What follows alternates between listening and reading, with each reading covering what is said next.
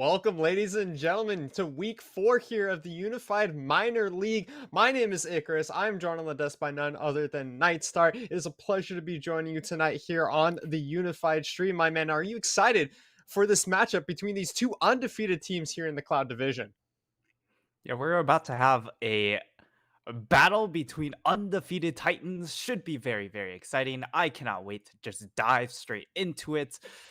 And I mean, for both of these teams, like for one side, for Eastern Michigan, this is their last series of the regular season. And for the side of One Life to Play, as one of the leading contenders going into this split, they've got a lot of momentum to just keep proving here. As oh, okay, we got some fancy stuff here showing the lineups pre-draft. This is kind of cool. I actually did not see this before, so shout out to Hyper, of course, as always, the god of production for us. But yes. You love seeing the fancy graphics. It looks so crisp, so clean, but you can see those rosters on the screen. Taking off the screen before we hop into Champion Select in a few minutes here, ladies and Mhm. gentlemen. As you were saying, Nightstar, these two teams coming in undefeated. One Life to Play also coming in as the runner up from the last season of the minor league. So they got some big shoes to fill in comparison to the last performance when we saw them Mhm. just during the spring split. Yeah, and so far they've kind of lived up to that as yes, they had a week 1 bye, but in weeks 2 and 3 they did sweep up in pretty clean fashion, 2-0s all across the board. So, this is their really last big test for both of these teams, and whoever does come out will be expected to finish as the first place team, as first place seed in this division. As for Eastern Michigan, of course, if they finish undefeated, that would be their last game. But we fully expect One Life to Play to be able to finish out the season with a win over Drury if they get this win here tonight as well. Yeah, and whatever one of these teams is able to win tonight, as you said, is going to be the number one seed coming out of Cloud Division going off into the playoffs. I want to talk a little bit quickly here about these two teams and the matchups that they had previously. Both teams Mhm. have been dominating a majority of their series. Only one game dropped between both teams, and that's going to be Yep. the very first game by Eastern Michigan. And we can't even blame for that one because when you go back and you check out their roster, they were running at least two subs during that first game. Yep. Yeah, a little bit of yakety sax when it came to roster shuffle there. Probably was just not being able to make it in on time. So Yeah. you kind of give them a hard pass on that one. Don't take too much stock out of it. And it's really all about this game here. So once more, very excited to dive into it. But, at the same time, we haven't pressed the button yet.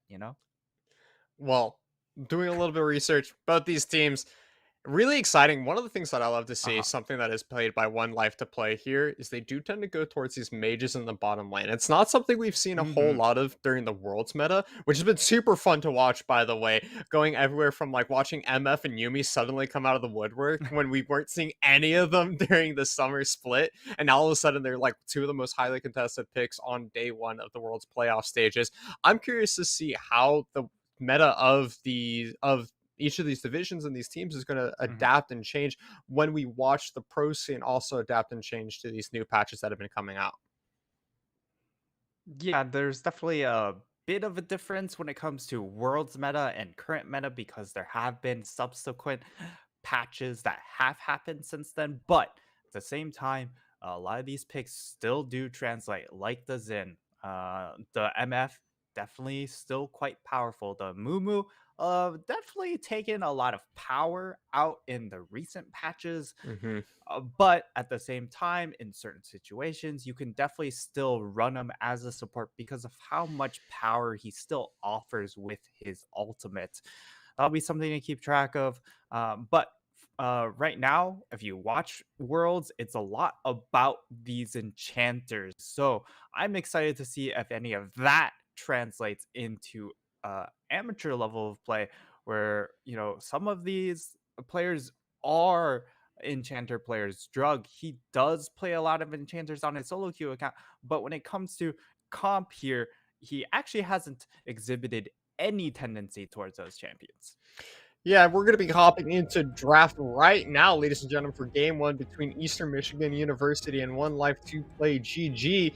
Exciting series ahead of us. I am curious to see what is going to be coming up on the ban list here because, as I was mentioning before, both of these teams very clear play styles. East Michigan, they like to play through meow or just meow for short here. We can't keep saying piss, every time we see him, so I'm not trying to call an actual cat into my house here, but they like to play through their jungler. Meanwhile, 1Life2Play, they do like to play through their bottom lane, picking some very unique champions on the bottom side of the map.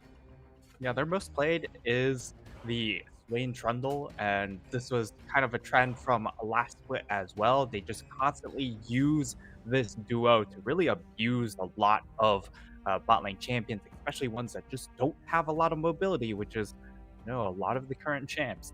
So, unless you're playing something like an Ezreal that has just infinite amounts of safety, you are almost always at risk of getting caught out and just instantly dying to a bot lane gank.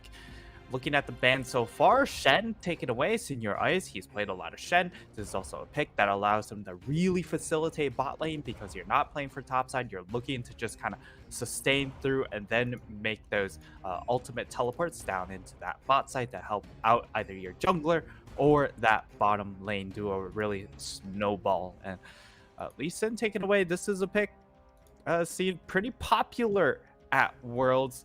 I'm a little bit iffy on the pick still, just because of how decisive this champion is. You either have to win in the early game or you're really, really boned later on.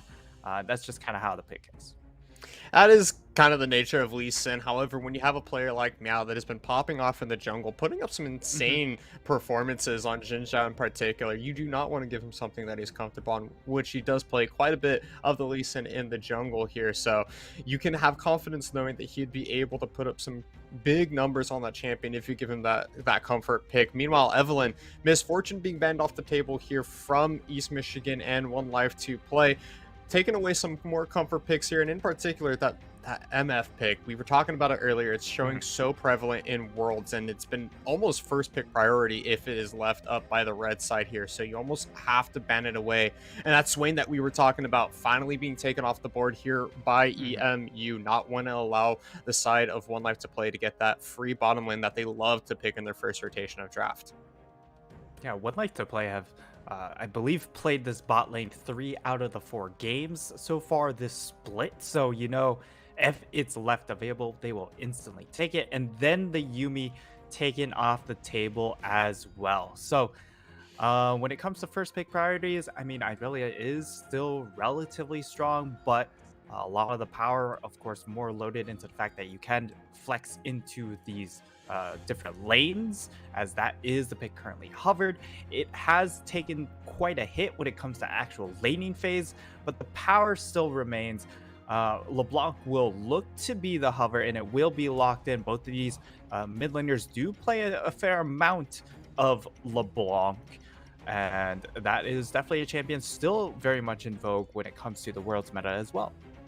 I'm just surprised to see that the Blanc pick coming out so early. I still remember the days of mid lane counter pick being the most important thing in draft, is making sure that you have the priority mid laner. To show it here in the first rotation here from EMU is showing some big confidence from Gob here. He thinks that he has the pick here and that this is going to be the champion that he is going to pop off this series. And meanwhile, Ezreal is the answer here. When you don't have the Swain, we've seen the side of Boomer play the likes of Ziggs before, but the 180 carry that he has played this entire split so far is that Ezreal, extremely powerful both meta-wise and just in the general state of the game, is going to be so safe, is going to be able to pump out so much damage, and it provides a good amount of mixed damage, which is typically what the bottom side of 1Life2Play likes to do with their AD carry role.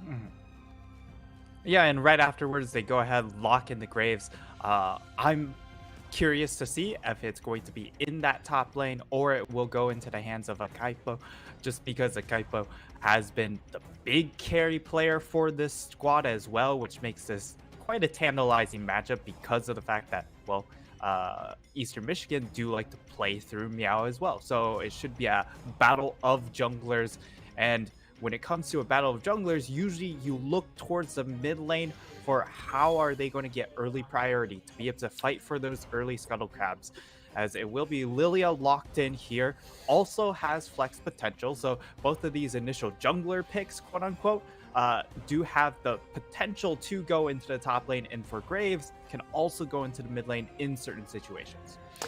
I am personally a huge fan of the Lilia. I'm actually like a two-trick in the jungle right now when I play solo queue. I'm playing almost strictly a Mumu Lilia at the moment. I just think these champions are so much fun. And my duo partner plays a lot of AD mid, so, you know, that always helps out pulling out some extra magic damage there. But with that, we do have Jhin being locked in response from EMU as well. Their final pickup here of the blue side, providing some extra backline utility here. You do have already a lot of magic damage, but not a whole lot of CC from your mid and jungle duo. You do have team-wide sleep available, but you have to be able to get those stacks onto the opponents first before you're able to put everyone to bed. So lining that up with one of those Jhin shots there, having the ultimate, some extra long range utility to start a fight on the side of Eastern Michigan is going to definitely help them choose which fights they want to take right off the bat before allowing their opponents to get an engage on them. Yeah, now we're into the second ban phase. It looks like we're taking a look at those top lane bans. So it's really top in support for both teams. If we do assume the Graves and Lilia will most likely go into the jungle, but there could be a couple of change-ups as well. So we're going to see Camille taken away by 1Life2Play. And for Eastern Michigan, they are currently taking a look at the Leona. Leona Ezreal has a lot of burst potential at level 6. Not quite the same as Ziggs Leona, but this is a more classic pairing here. Also allows the Leona to roam a lot more often because you do have that Ezreal, of course, who is fine in 1v2 matchups after a certain point.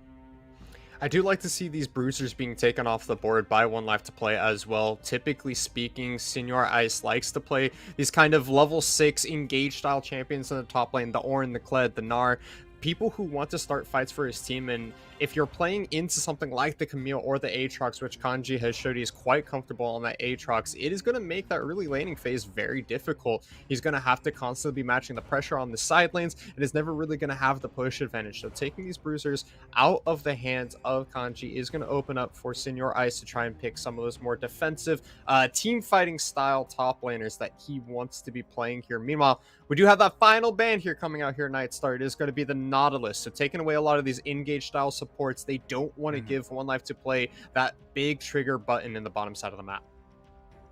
And here I feel like you're most likely going to see some sort of, or at least in my mind, I think you're looking at, well, okay, it could be a Braum, but I was thinking more of the Enchanter here because you should be looking at an Ornn or something of the like in that top side to be that big, beefy front line to really protect this very strong backline, but a little bit fragile as well. The Rakan is kind of an intermediary pick, right? It's not quite an Enchanter, it's not quite a front line. It's a little bit of both, where you can engage, but you're also there to provide backline peel. And for the side of Eastern Michigan, while the Morgana seems good here, it also just over indexes into magic damage, right? So there's a lot of magic damage coming through this roster, and they need to find some sort of high DPS AD threat to really wrap this all together. I'm not sure if it is the set, but the set at the very least adds a little bit more engage power. The Darius, a lot less engaged, but a lot more damage. So you're trying to find that balance here for Eastern Michigan.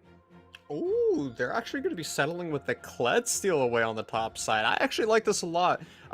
You make sure that you don't give that over to the side of 1Life2Play. So I would expect that they're going to be picking up the Ornn here. But more importantly, you do have a consistent, as you said, high 80 damage style top laner here that can really utilize that Morgana passive or the Morgana Black Shield as well. You go in with the charge, you take that Black Shield, and you just play frontline and run rampant on whoever you crash into first if you are Kanji here. But that is going to be a Jarvan lock-in for the final pickup here of 1Life2Play. That's telling me that this Grave is probably going into the solo lane. That's going to be a top side pickup on the Graves from Senior Ice here. This is definitely a big change from what we've seen before. As far as their previous draft styles, they like to put Senior Ice on the role of starting out the fights, playing weak side. But when you do have Ezreal Rakan in that bottom lane, they are not a strong lane to play through. They like to scale up, they like to really sit back and wait. And in that case, well, then you have the ability to throw your jungle resources into a different lane. And Syndra, perfectly flexible to kind of play as the map goes. And Graves, a great pick to funnel resources if it is going to be the Graves top. You like to see the priority being put into different places of the map here, typically speaking. I would say if you get that Swain Trundle combo on the bottom side for 1Life2Play that's been banned out here, that's a great lane to gank. It's so easy to follow up on Mhm. CC. But going into this game, I am curious to see where Akaipo is going to be putting his focus, as you're mentioning. Graves on the top side, Syndra in the mid is going to be a good lane to gank, but it's so hard to lock down a LeBlanc. Meanwhile, on the Mhm. other side, looking at Eastern Michigan, it's kind of the same situation. You got to wonder, you have the Jin Morgana, that's great CC to follow up on the bottom side of the map, but it's so difficult to lock down on Ezreal and Rakan, both of them having their Mhm. own dashes and escape mechanisms. I guess you put your focus for both of these teams on the top half of the map. You're looking at top side, you're Mhm. looking at mid lane. Syndra is immobile. You don't want to let the Graves scale into the mid to late game here for Eastern Michigan. So I'm expecting a lot of topside focus from both of these teams here as we're Mhm. getting ready to hop into this first game of the series. Top lane is going to be incredibly important because of how much magic damage they are packing in this draft. So Cled's really the only big AD threat coming into the early mid game. Yes, late game, the Jin will be able to catch up and provide that extra little bit of oomph. But until then, he's going to be just kind of there for utility. So as you mentioned, it's all about this top side. We'll see how it plays out. And again, for the side of Eastern Michigan, I would also say that this is very pick oriented composition. They're not looking for straight up team fights. They're trying to pick people out with the Kled ultimate, with the Lilia ultimate, with the LeBlanc as well over the wall, coming dipping and diving, and then of course the plentiful of CC chaining that you could provide from this bot side. So the side of 1Life2Play, they have to be really careful when it comes to exploring the jungle, or if they end up or if they're ahead, don't get too aggressive here and get caught out in their jungle. And that is going to be a big issue for the side of 1Life2Play. They don't have the largest front line that they normally are running for themselves here with that Graves in the top lane. The only person who's looking to go in is going to be the Jarvan and that Rakan, two very squishy frontline members here. They don't have the normal tanks that they like to play with. So if they go in a little bit too far, the range engage, as you're mentioning here, Nightstar, is going to CC train anybody who steps a little too far out of position here. But we do have a 5-stack on the top side of the map, Nightstar. This is an 30 seconds interesting till level ring 1 that I explode. personally love to see. Yeah, you do like to see aggressive level 1 approaches, especially topside, given how important this top lane is going to be. And I don't know if they were able to spot out the Kled, but if they do spot him out, Fox should start flanking around right now. He probably has that knockup off of cooldown. That's going to be a knockup coming up, but Oh, it's not going to land true. Kanji with a great sidestep. He's going to walk away here. Doesn't even need to blow the flash. He does not. mhm. So, failed invade coming in by the side of 1Life2Play. Not even going to get a summoner spell out. As I take a look at those summoner spells, actually, there isn't a flash available for Kanji as he started that teleport and ignite. Teleport Ignite taken here just to have as much laning power as possible. Gob is going to jump over the wall, just put a little bit of damage, but now you're looking for this bot lane. It doesn't look like they're going to get heavily punished with that invade, but quick pause, I would assume, is what's going on here. But state of the game, not a whole lot given away there, Icarus. So what do you want to talk about? Uh, Nightstar, let's talk about what we think about the current state of the meta. I think that both of Okay. these teams have really interesting play styles when it comes to focusing around their jungler. When we've seen a lot of differences in the current world's meta being put onto, you know, particularly the bottom lane with that MF pick. I do want to see Mhm. how these two teams are going to be able to play around their power style junglers as we're hopping straight back into this. Never mind, we don't even get an opportunity to talk about these teams versus the current ongoing metas. We're straight back into the action. Yeah, and the dynamic of these two junglers is a little bit different. The Jarvan is looking more to impact lanes, whereas the Lilia is playing a little bit more for herself. So definitely different stylistic junglers. Meow has a little bit more potential to just hard carry, but it's certainly not out the realms of a Kaipo if he does get rolling early to really just snowball out of control as well here. And Senior Ice really asserting his dominance, has level 2, so able to put out a lot of damage onto Kanji. Not sure if he got dismounted there. It's awfully close. But okay, so he still has Scarl, but you know that once he does get dismounted, things are a little bit more frustrating to play out from the lane phase. I want to quickly point out the fact that Meow was clearing his entire bottom side of the map, but with that invade that happened on the top side early in the early stages of this game for level 1, the Akaipo was able to make his way into the top half of the map, steal away Red that buff blue applied. buff and as well the Grump, but top side we are going to have a gank coming in from Meow since he has no more camps available. Red buff was applied as you mentioned, but he's just going to get some damage down and has to walk away. No flash blown by Senior Ice, and that's just going to mean that Akaipo, he gets to finish clearing his raptors on the top side of the map, and now he's going to be able to triple buff his opponent here.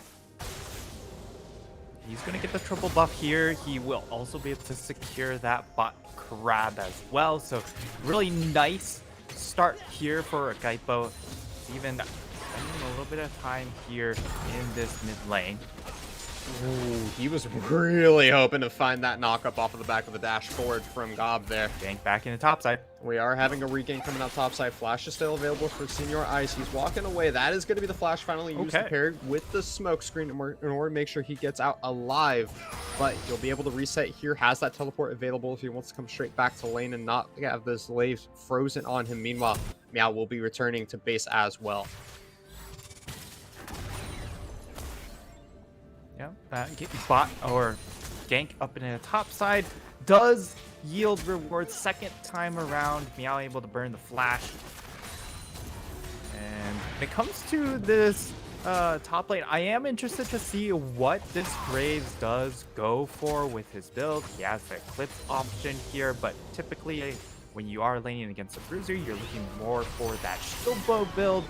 But what is really exciting here as well is the fact that because you're playing against a lot of magic damage threats, you could very easily just go into Spirit Visage. But quick trade in that mid lane ends up being relatively even here.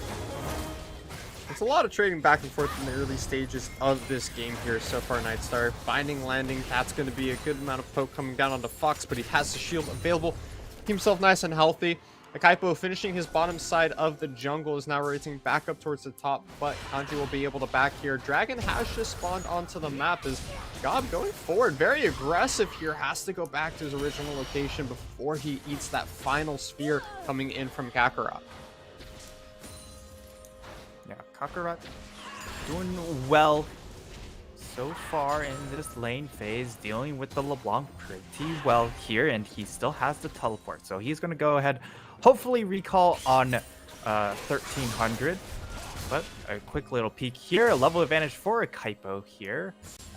But with the wave where it would have been a little bit more difficult for Kakarot to kind of cheat his way over to that fight. Our Gobbler would have lost a lot less being able to get that wave crash. And with the level advantage that Kaipo has here, he's going to be looking towards that level 6, wants to try and get access to that Cataclysm. I'm surprised to see that he's not been forcing more of an advantage on top of Meow. Typically speaking, though, Lilia, not the best duelist in the early stages of the game, just wants to power farm these jungle camps, make her way across the map, and wait till that level 6 as well here. So it was a great level 1. It was a great early game invade from the side of 1Life2Play, but so far it's just fairly quiet from the rest of the team here. That's a great ultimate coming in by Kakarot, but barely not going to kill Gob. Yeah, and if you take a look at at the items that Akaipo did have before that recall happened, he actually didn't have any items. He just had the smite item and of course the refillable potion. So it's a little bit understandable why he didn't fully commit to that brawl, as he would be pretty much relying on his base stats for that fight. And Meow did have a single amp tome, so slight damage when it comes to slight damage advantage when it comes to the inventory. But 1Life2Play turning their attention over to this dragon, which I would say is a little bit unexpected because of, well, when you look at this bot lane dynamic, I would say the Jhin Morgana should have a little bit more control, but that just hasn't been the case. We have a 12 CS advantage for this Ezreal, and also now a dragon advantage in this bottom side too. And it's just been some really great laning coming in here by Boomer to Walrus and Fox, making sure to dodge out on all of those dark bindings. They've really done a fantastic job of keeping themselves safe and playing to their ranges here, finding ways to find the CS without putting themselves in danger of the CC of Resikin and Drug. With the wave advantage they had on the bottom side of the map, able to pick up the dragon, as you said. Akaipo is going to be able to shove in as well. Kled is rotated out to the bottom side of the map, but Akaipo, you might have bitten off more than you could chew as he goes down for first blood. You may have had the shove priority in the bottom lane, but you do not have it in mid lane, and that is going to mean he gives over the first kill of the game. Got really nice roam coming in from Kanji as well to cut off any sort of extra retreats that might have been offered. So numbers advantage there, and I mean the bot side wasn't quite in a position to help him out either. So definitely an ill-fated invade, but a nice little snare down. Almost finding the engage there by Fox, but he's going to be able to dash back to Boomer, who's trying to pump out as much damage as he can. Chunks out both Rasenkin and Drug to half health here. Meanwhile, it's going to be Gob going forward. Are they going to be able to find the bowling ball? It does land true. That's going to be the sleep. Is it going to be enough to finish off? Whoa, Kakarot goes down even through the flash there. It is going to be that teleport used by Senor Ice in order to try and help out that mid lane, but it's going to be disengaged and look back into the bottom lane. Flash forward coming from Rasenkin. He's barely not going to be able to find that fourth shot kill onto Boomer to Walrus, and the bouncing grenade will also not be able to kill through this shield. So a great disengage coming in by Boomer to Walrus. Now it is going to be Akaipo that's trying to follow this one up. Double knock up, double kill for Akaipo. The Jarvan gets his kill back. Uses the Iron Wit and puts them straight into the bin. Really well done. A little bit too much overcommitment coming in from this bottom side, trying to secure the kill onto the Ezreal. And now Kanji putting a little bit of hurt on this top side, but go ahead and that's gone off. He is, of course, Kled, so has that extra health to play around with. And just going back to the initial mid gank, that was really well done coming in from Eastern Michigan, and Kakarot ends up getting a little bit baited by the LeBlanc here. And I mean, here, the nice part about Kled is that if you are able to land the bear trap on rope, it does cut healing by a lot. Cuts more than a regular heal cut item. And now they're kind of trying to chase Gob, but he will be able to get out. It is, of course, a LeBlanc.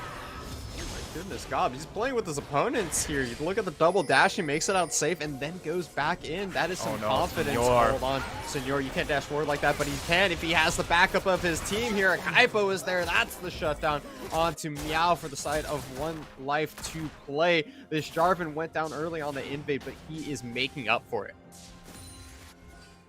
Yeah, he's now 3-1, and both of these junglers having great success. You have 2-1 on the Lilia as well. So both junglers showing up in their own way.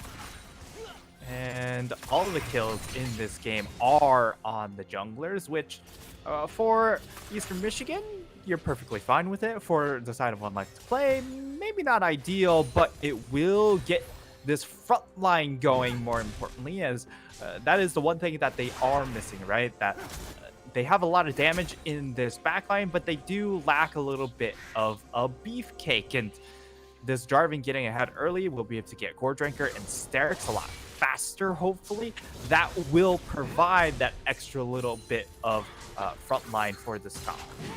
Dashboard coming in by Gob here. They Oh, want to he's try dead. and shut down Kakarot one more time as he goes down. This time it is going to be the LeBlanc that's able to pick this one up here with 40 seconds on the next dragon spawning onto the map. That is going to be mid lane priority going over towards Eastern Michigan University. Yeah, this mid jungle play has been really, really nice coming in from Eastern Michigan here. So very impressed by this duo. And Senior Ice, he's going to get jumped on. He's taking a good amount of damage. This is what is so scary about the Kled, is if he's able to get on top of you, he just chunks you out with that W passive, with the bear trap on a rope. He can double dash forward as well. Narrowly going to miss the bear trap on a rope this time. The ultimate comes out. Minion damage is going to be able to knock the Kled off of his mount here. Akaipo, he's here. There's no more dash back. There's no slash available, and Akaipo is on a rampage. Would have liked to see the kill come into the hands of Senior Ice, but Senior Ice will be able to secure himself that solo plate gold. So that will be nice compensation. Also being able to get this Rift Herald at 12.5 minutes is a little bit late. They might not be able to get turret plates off of this. That'll be something to keep track of.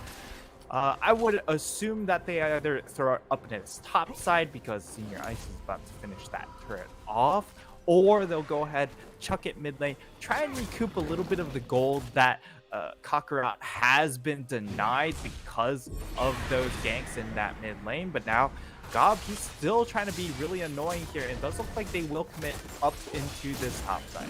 They have Fox rotated to the top side as well here, so this is a free Rift Herald. That's going to be first brick going over as well to the side of 1Life2Play, trying to break that top side of the map. It will give them that extra chunk of gold, the extra 2 platings, as well as first brick gold. Feels so good here for Senior Ice and Akaipo here. As you're mentioning, we want to try and see this lead. Yes, it's great on the Jarvan, but we need to see it start getting put into the carry members of 1Life2Play here. Ezreal is fine to scale with that tier building up over time, but the Graves really needs those items and levels. So breaking that top turret early is going to do him a huge amount of help as he sets himself about 1,000 gold ahead here for Senior Ice. Same, or a 600 gold here for Akaipo. And so a lot of that gold lead, despite the fact that the kills are going over to the Jarvan, is still into the hands of this scaling Graves pick on the top side. Yeah, and that's in part because of the fact that he has taken so many plates. It's really nice for him to get all that extra gold. Now this is the exciting part, which is what the second item will be. He could go for a very bruiser-ish build and trying to get something like a Hex Drinker or the Spirit Visage. I think is a very exciting prospect. Maybe not necessarily from a damage perspective, but the fact that they are running triple AP, you're going to be building a lot of lifesteal in this build as well. Just amplifying that healing is really, really fun to play, kind of as a pseudo drain tank. And that'd be the answer to what is being drafted here from the side of Eastern Michigan University as well, isn't it? You have the burn damage coming in from the Lilia. You have kind of this very burst heavy centric cop. If you're able to survive through it with that Spirit Visage and then just heal all the way back up, Senior Ice is just going to become so impossible to kill throughout this mid game. We are looking at an Ocean Rift here, ladies and gentlemen, so that's going to apply even more sustain if either of these teams is going to be able to pick up that soul. 1Life2Play definitely wants to try and pick up as many Ocean Drakes as possible because, like you said, no real front line. There isn't a real front line for either of these teams here, so whichever team can find that Ocean Dragon, can find the soul point, means there's so much survivability available to them in the later stages of this game in team fights. And the another big thing is the fact that because it is Ocean Rift, we talked about Eastern Michigan as being a very pick-reliant composition. Well, Ocean Rift actually amplifies that capability because there are so many other bushes that you do have to face check or try and ward out. Full pick here, but Akaipo being so far ahead as he is has the extra health. So that is actually nice. Again, this composition doesn't have a great front line because even though you have a Rakan, he isn't, he's more of an engaged champ rather than a frontline champs, and you need this Jarvan to be in an okay spot. And because of the 4 kills, he definitely is. Feeling very confident right now if you're a Kaipo with that extra health, with the Gore Drinker completed. You also, as we mentioned before, have the Trinity Force and the Immortal Shield Bow coming in from the 280 carries on the side of 1Life2Play. Meanwhile, you do have that Leandre's Torment, the Luden's Tempest, as well as the Gale Force being picked up here from Rasengan. I'm curious to see. He is going to be going towards that crit build instead of the lethality. We haven't seen the lethality Jhin in quite a minute here. I do want to say that with the current build that is going on with Jhin here, it means he's looking to absolutely decimate opponents, those crit numbers. Once he's able to pick up the Infinity Edge alongside the RFC, he's going to be doing so much damage from downtown here. He's going to be making a quick detour towards that Lord's Dominic's Regard in order to deal with some of the armor that will be built up here from the Graves' passive, as well as to cut through the health bar of this Jarvan, who's looking to constantly dive into the back line onto these very squishy and immobile bottom lane of Eastern Michigan. The Gale Force adds that extra little bit of mobility for a champion that does struggle with that. But now we're setting up for Dragon. Job, possibly. Oh, well, I mean, he is spotted out. He doesn't have a whole lot of mana, so that's something to keep track of here, as he doesn't have teleport to instantly reset and return to the battlefield. So it looks like they're going to just have to concede this Dragon. Eastern Michigan just a little too afraid to try and go in onto this fight. They don't have the full engage available. Instead, they want to try to pick up some extra gold for themselves. They go towards the mid lane here. Senior Ice will find the minion wave for himself, though. Ooh, so the rest of Eastern Michigan forced to back away here. They will not be able to find themselves any kind of return, as that's going to be the 3rd dragon of the game picked up here for 1Life2Play. Yeah, that's 2 dragons into their hands. They're also going to be able to take a red buff. So it's them being able to translate a lot of their advantage into tangible objectives. And now they're going to go in the bot lane. Conwell coming in. Rasengan, he has to flash away. Ooh, He's able to get the heal.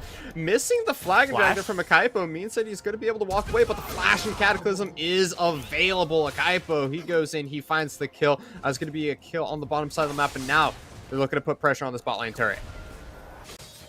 Run straight through that turret here, knowing that the LeBlanc is beelining towards him, so not wanting to take any fancy pathing or perhaps get cut off by that champion.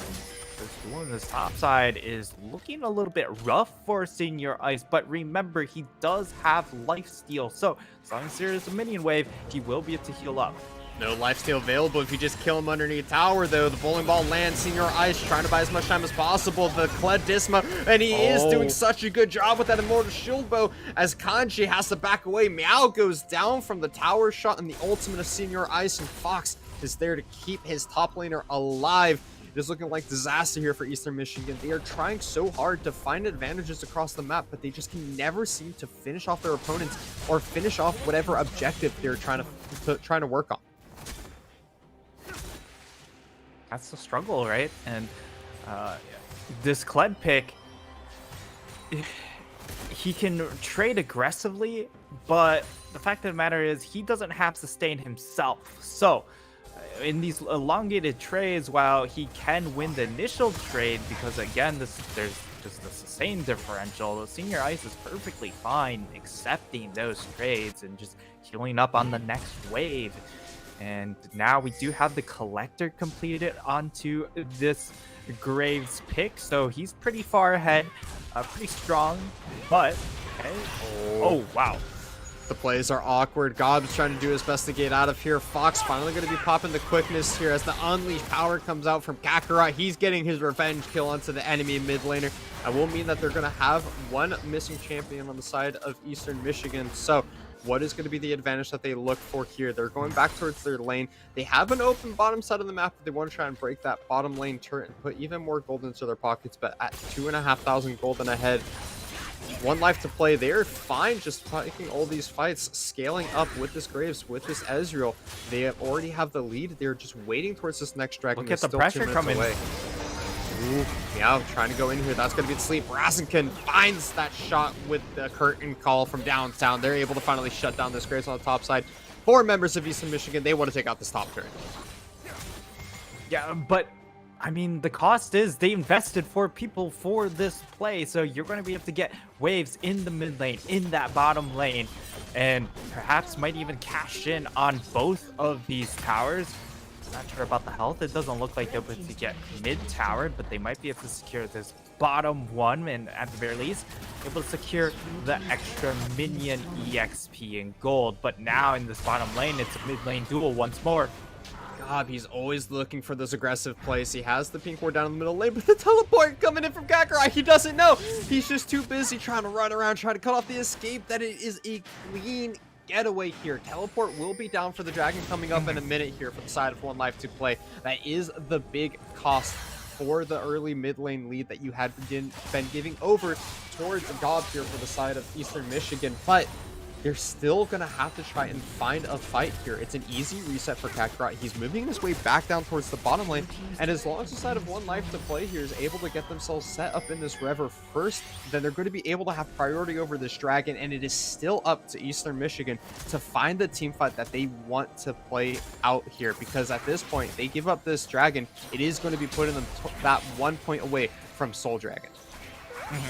Right now, it's mid lane priority for the side of 1Life2Play and bot lane priority for the side of Eastern Michigan, but the rest of the team isn't playing through bottom lane, which means that they aren't able to maximize the power that is coming in through bot side. Now, both waves have kind of come to a standstill.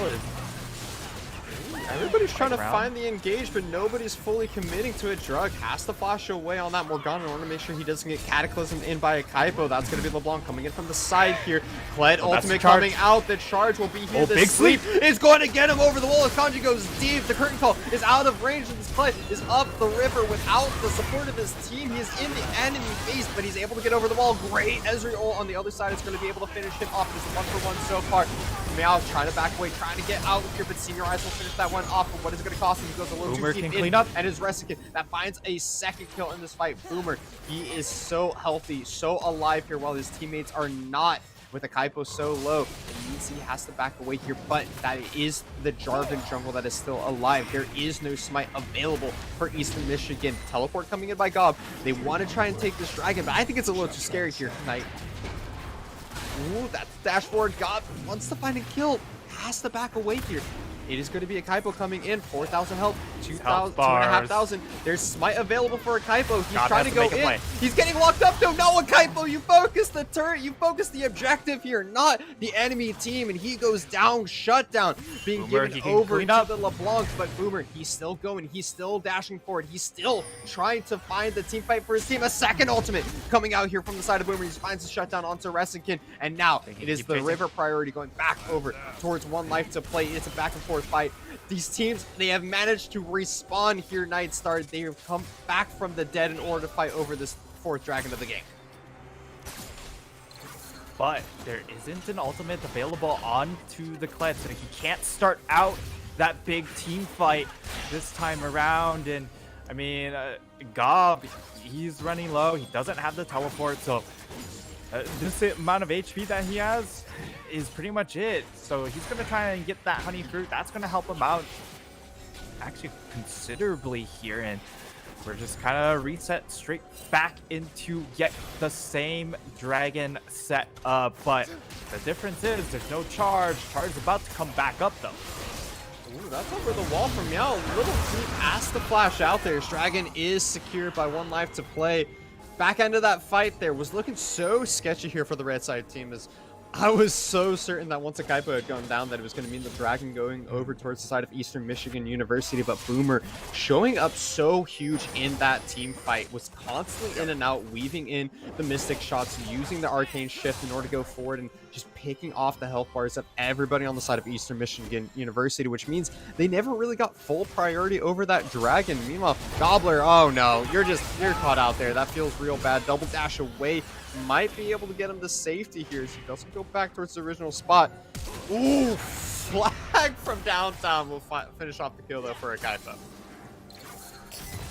That's the flag coming down, secures the kill, and now they're on the chase, trying to see if they can get more. Nice little bind there from Drug does stop the chase, And I mean, going back to that dragon fight, it really just comes down to just the difference in team compositions, right? You have a lot of burst damage from the side of Eastern Michigan, but you don't have a lot of persistent damage. That's really dependent on this Lilia. So if they're able to survive that initial burst, they're able to fight back very easily. There's going to be a couple of ultimates used Good by the side of Eastern Michigan as this Charge Baron has coming been in started up. too. Charges coming into the Baron pit, which means that will be the exit queue for the side of 1Life2Play here. They do not want to continue and fight out this Baron, knowing that the rest of Eastern Michigan University is coming up. Yeah, and they also have a considerable amount of money to spend here. I'm pretty sure Boomer's been sitting on these 2 items for about forever. And we could just queue up gold, see how much gold he is sitting on. He's sitting on 1900. Yeah, he's got a lot of money to spend. He's going to be halfway. He should be able to get that last whisper obtained. There's a decent chunk on that Kled as well. That might be cash in for a nice little purchase. But looking at the gold differentials, it really is just about this Graves and then in this mid lane. Like, the biggest advantage for the side of Eastern Michigan is going to be on this LeBlanc. She's been performing. She's been very annoying to deal with, but unfortunately hasn't been able to find enough impact. And now in the team fight phase, it's getting harder and harder. It's so difficult to pilot this LeBlanc pick, and you got to start wondering about that first pick, as that's going to be the dash forward, dash away. Oh my goodness, Senior Eyes with the ultimate from across the wall, the snipe out. God, that means that the Fed LeBlanc is not in this fight. Fox dropping down extremely low, but not going to go down to that Ignite just quite yet. Boomer is also going to be dropping down extremely low with that bowling ball landing. No sleep was used by the side of Meow, but it is going to mean that is the back away once again here for 1Life2Play. They are constantly trying to pressure these objectives, but they can never seem to quite get their hands on it. And we've noticed so far here that Nightstar that it's been a 1Life2Play game. They've had the tempo, they've had the control of all of the objectives throughout this first game of the series, but they haven't really been able to grow their gold lead that much. It is still sitting at a 2,000 gold lead here. They still are struggling in these team fights to finish off the objectives, to finish off the team fights that they want to be looking for. Yeah, and the big thing for Eastern Michigan and Beam to stay alive in this game is because how much range that they do have on a couple of these skill shots, right? You have the Jin W, you have the Morgana Q, and you, of course, have this Lilia. So there's a lot of things that you have to play around, even though you are the better team fight team. The extra range coming in from a couple of these skill shots is incredibly annoying to deal with, and if you get hit by one, chances are the other skill shots will also land as well. So you're typically getting chunked down to half it, even though this LeBlanc hasn't had the kills to show for it. When you get chunked down to half HP like that, it does make that LeBlanc pick incredibly dangerous to try and deal with right afterwards. Makes it so difficult for both of these teams here, Nightstar. When we go back to how we were talking about these drafts in the early stages of the game, no real frontline for the side of 1Life2Play when they normally like to play these hard engage style top laners. Meanwhile, you have no real frontliner engage option coming in from Eastern Michigan besides this Kled. But when you have 4 ranged members that want to be playing far back from the side of Eastern Michigan, you're absolutely right. It makes it so difficult for this LeBlanc to finish off any kills when they're blowing everything into a Kaipo here. That is going to be the charge. They want to finish off this jungler early. He has the GA available, so he's going to go into the resurrection here. That's a flash forward. That's a big sleep coming in. The Zhonya's going to revive some time, but a Kaipo's back up. That's going to be the flash of use. It will be a 1-for-1 at the end of the day. Jungler for jungler, because the rest of 1Life2Play was not able to join in on that fight, but the drug is so low. Gob is so low. Gob is playing with fire, and he gets shot in the face for it as he goes down. Boomer's able to find the missing shot as well as he picks up another kill for himself. Razikin has to flash away, but it's going to be to no regard as he gets taken down at the hands of Boomer and Senior Ice. It is the scaling 80 carries that have come online. 3 items in the pockets of this Graves, 2.5 in the pockets of this Ezreal, and they are slowly but surely taking over this game. That's going to be Ocean Soul now secured, and given how much persistent DPS this team has, like, it is incredibly difficult for Eastern Michigan to come back into this game when these team fights do break out. Fortunately for them, they still have a LeBlanc who can one-shot a carry on the side, but going to take a lot more tricky maneuvering here. And you do have a Jin, like, there's ways for them to get back into it, but it's a lot more difficult. So 1Life2Play in full control, complete driver's seat here, 5k gold lead at 31 minutes. Not exactly the most insane gold lead at 30 minutes, but we do like the scaling on this composition, and it's really showing here. Goodness, look how much damage Boomer does as well. Blinks forward and gets one Mystic Shot into Drug and takes out roughly a third of his health just because he was already had a little bit taken out. Gob getting caught on the backside though. This is not good for his, he has to try and escape from Senior Ice, but the knockup, great read coming in by Fox there. That means the ultimate comes out from the Graves. Pick up onto the Fed mid laner of EMU one more time. 2 in 5. He has been struggling to keep up, as we said, Nightstar in this mid game, which means his Barret will be the start up here for the side of 1Life2Play. They should be able to pick up this one fairly easily, as no Swirl Seed is going to be a deterrent this time around. Baron, Ocean Soul, 1Life2Play, they are in the driver's seat to try and win game 1 here. They've got everything that they need to finish this game out here, able to land ultimate as well. On top of that, Akaipo trying to fish for more. And I mean, my only criticism here in this game is, where are the Spirit Visages? You have Ocean Soul. Just give me the infinite amount of healing. They're pretty much so much investment into magic damage on the side of Eastern Michigan. The Spirit Visage just kills the composition, but I understand, hey, damage is more fun. And in this case, they're using this damage to just destroy all the structures on the side of Eastern Michigan. If we're looking for Spirit Visage, my other question here really quick is the Frozen Heart. I know it's the build here for Boomer to Walrus. Yes, having the extra mana is really great. Having the cooldown reduction is also really great. You could have just gone Serelda's Grudge and called it a day. You would be able to burn through the health of this Kled much faster. You already have your blink for safety, but hold on, we have an engage coming from Akaipo here. He wants to try and pick off 3 members on the side of EMU. He's gonna have to flash away here, but Senior Ice with the snipe from downtown. Kanji over the wall. He's gonna have to try and find a way over. Can he find the blast over the wall? No, he cannot. As Senior Ice finds himself a double kill. Razakin with that last shot of the Curtain Skull is gonna be able to find a kill for himself, but it's only gonna be Fox that goes down. So it's a support for the top end support of Eastern Michigan University. A minion wave is crashing on the top side of the map. 3 members are pressuring up this mid lane. Eastern Michigan University, you have to make your last stand here if you want to try and keep yourself in this game, but it might be a little too late, as now Razakin goes down. Boomer is feeling himself as the double kill comes in, and it is going to be game 1 going over to 1Life2Play. Both Nexus turrets are down, and the Nexus is finished in game 1. That is game 1 going into the hands of 1Life2Play. Once that composition came online, you just saw them really run away with it. So for the side of Eastern Michigan, it's kind of back to the drawing board, at least with figuring out what to do after the lane phase. I have to say, when it came to playing around mid jungle, they were doing very, very well around that. But once the map broke open, they looked really lost. They weren't sure how to set up for these objectives. And some of that can come down to the fact that, hey, Morgana, she doesn't face check bushes very well. You don't have that champion that can necessarily face check because you have a carry jungler, you have a carry mid laner.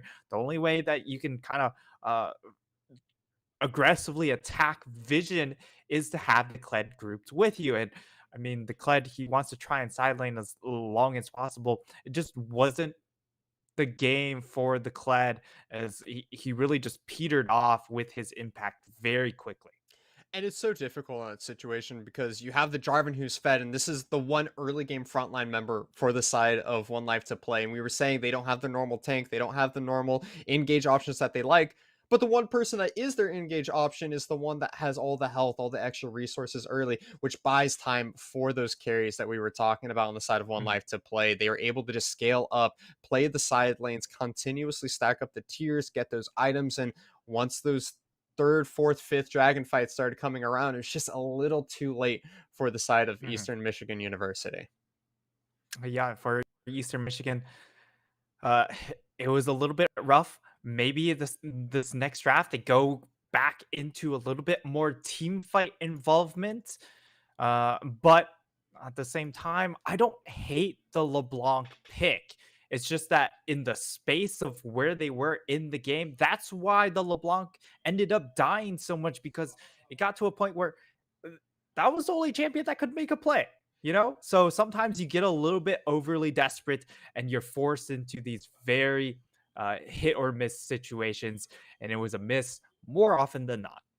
Well, it's not all over here yet for Eastern Michigan University. They had an opportunity to win that game, and we'll see if they're able to do it in game two. But before that happens, ladies and gentlemen, we are going to be throwing over to a quick break. We'll see you guys on the other side for game two here between One Life to Play GG and Eastern Michigan University.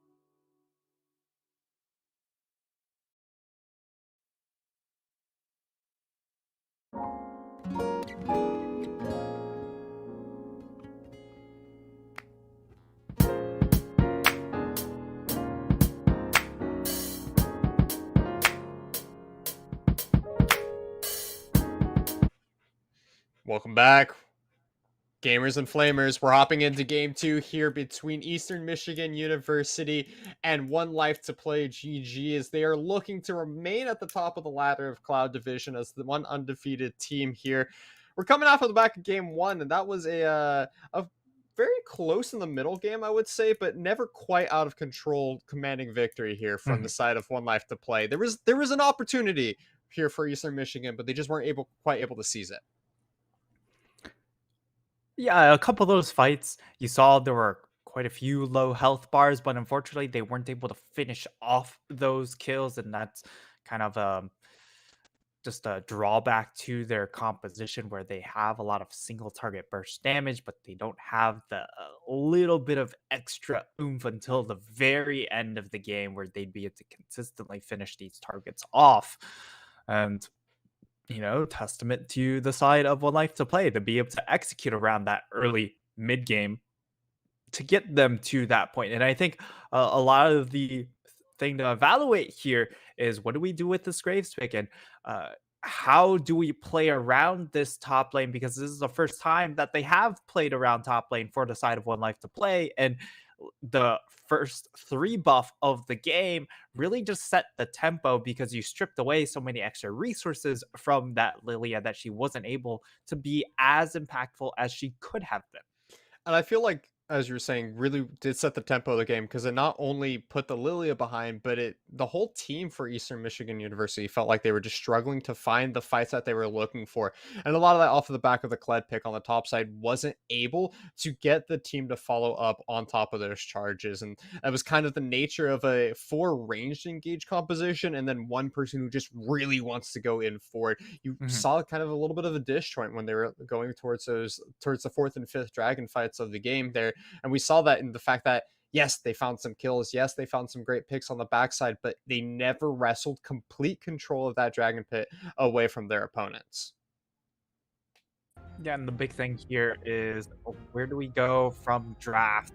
Looks like Eastern Michigan will be on red side. That means they're going to have last pick, counter pick. It also means that if the side of One Life to Play doesn't index into some sort of big 80 carry first pick here, I imagine Eastern Michigan will go for an MF or an Ezreal first rotation just to secure a comfortable bot lane because really the Jin just didn't feel very good from their side. Didn't have a good lane phase. And while he was able to pick off a couple kills with his ultimate, ultimately didn't have the extra edge that an Ezreal would have to mop up these fights.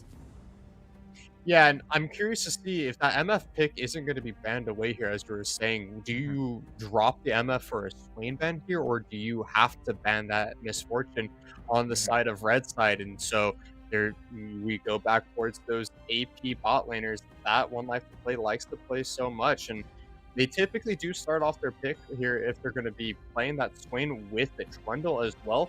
A disgusting combo. You have the slow, you have the mini knockup off of the back of that pillar, which allows you to so easily pull your opponent back and line up the rest of the root combo here for the Swain. Meanwhile, we are going to have the LeBlanc ban coming in this time by One Life to Play. Not trying to give that one over to Gob, who first picked it in the last game of this series here. Shen still also being taken off of the board here away from One Life to Play. Do you not want to let Senior Ice get his hands on that comfortable topside champion?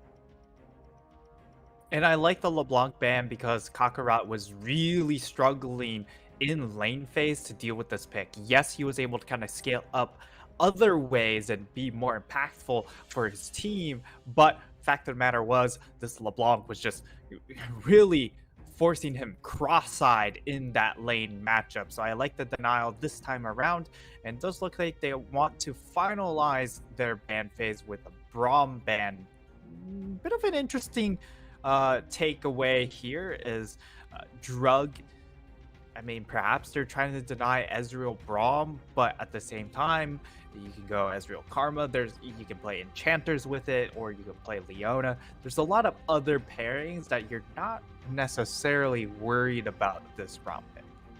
I am curious to see with that final ban being onto the Swain, it does mean that Misfortune is up and available if One Life to Play wants to pick it here, but instead they're going straight into that Yumi.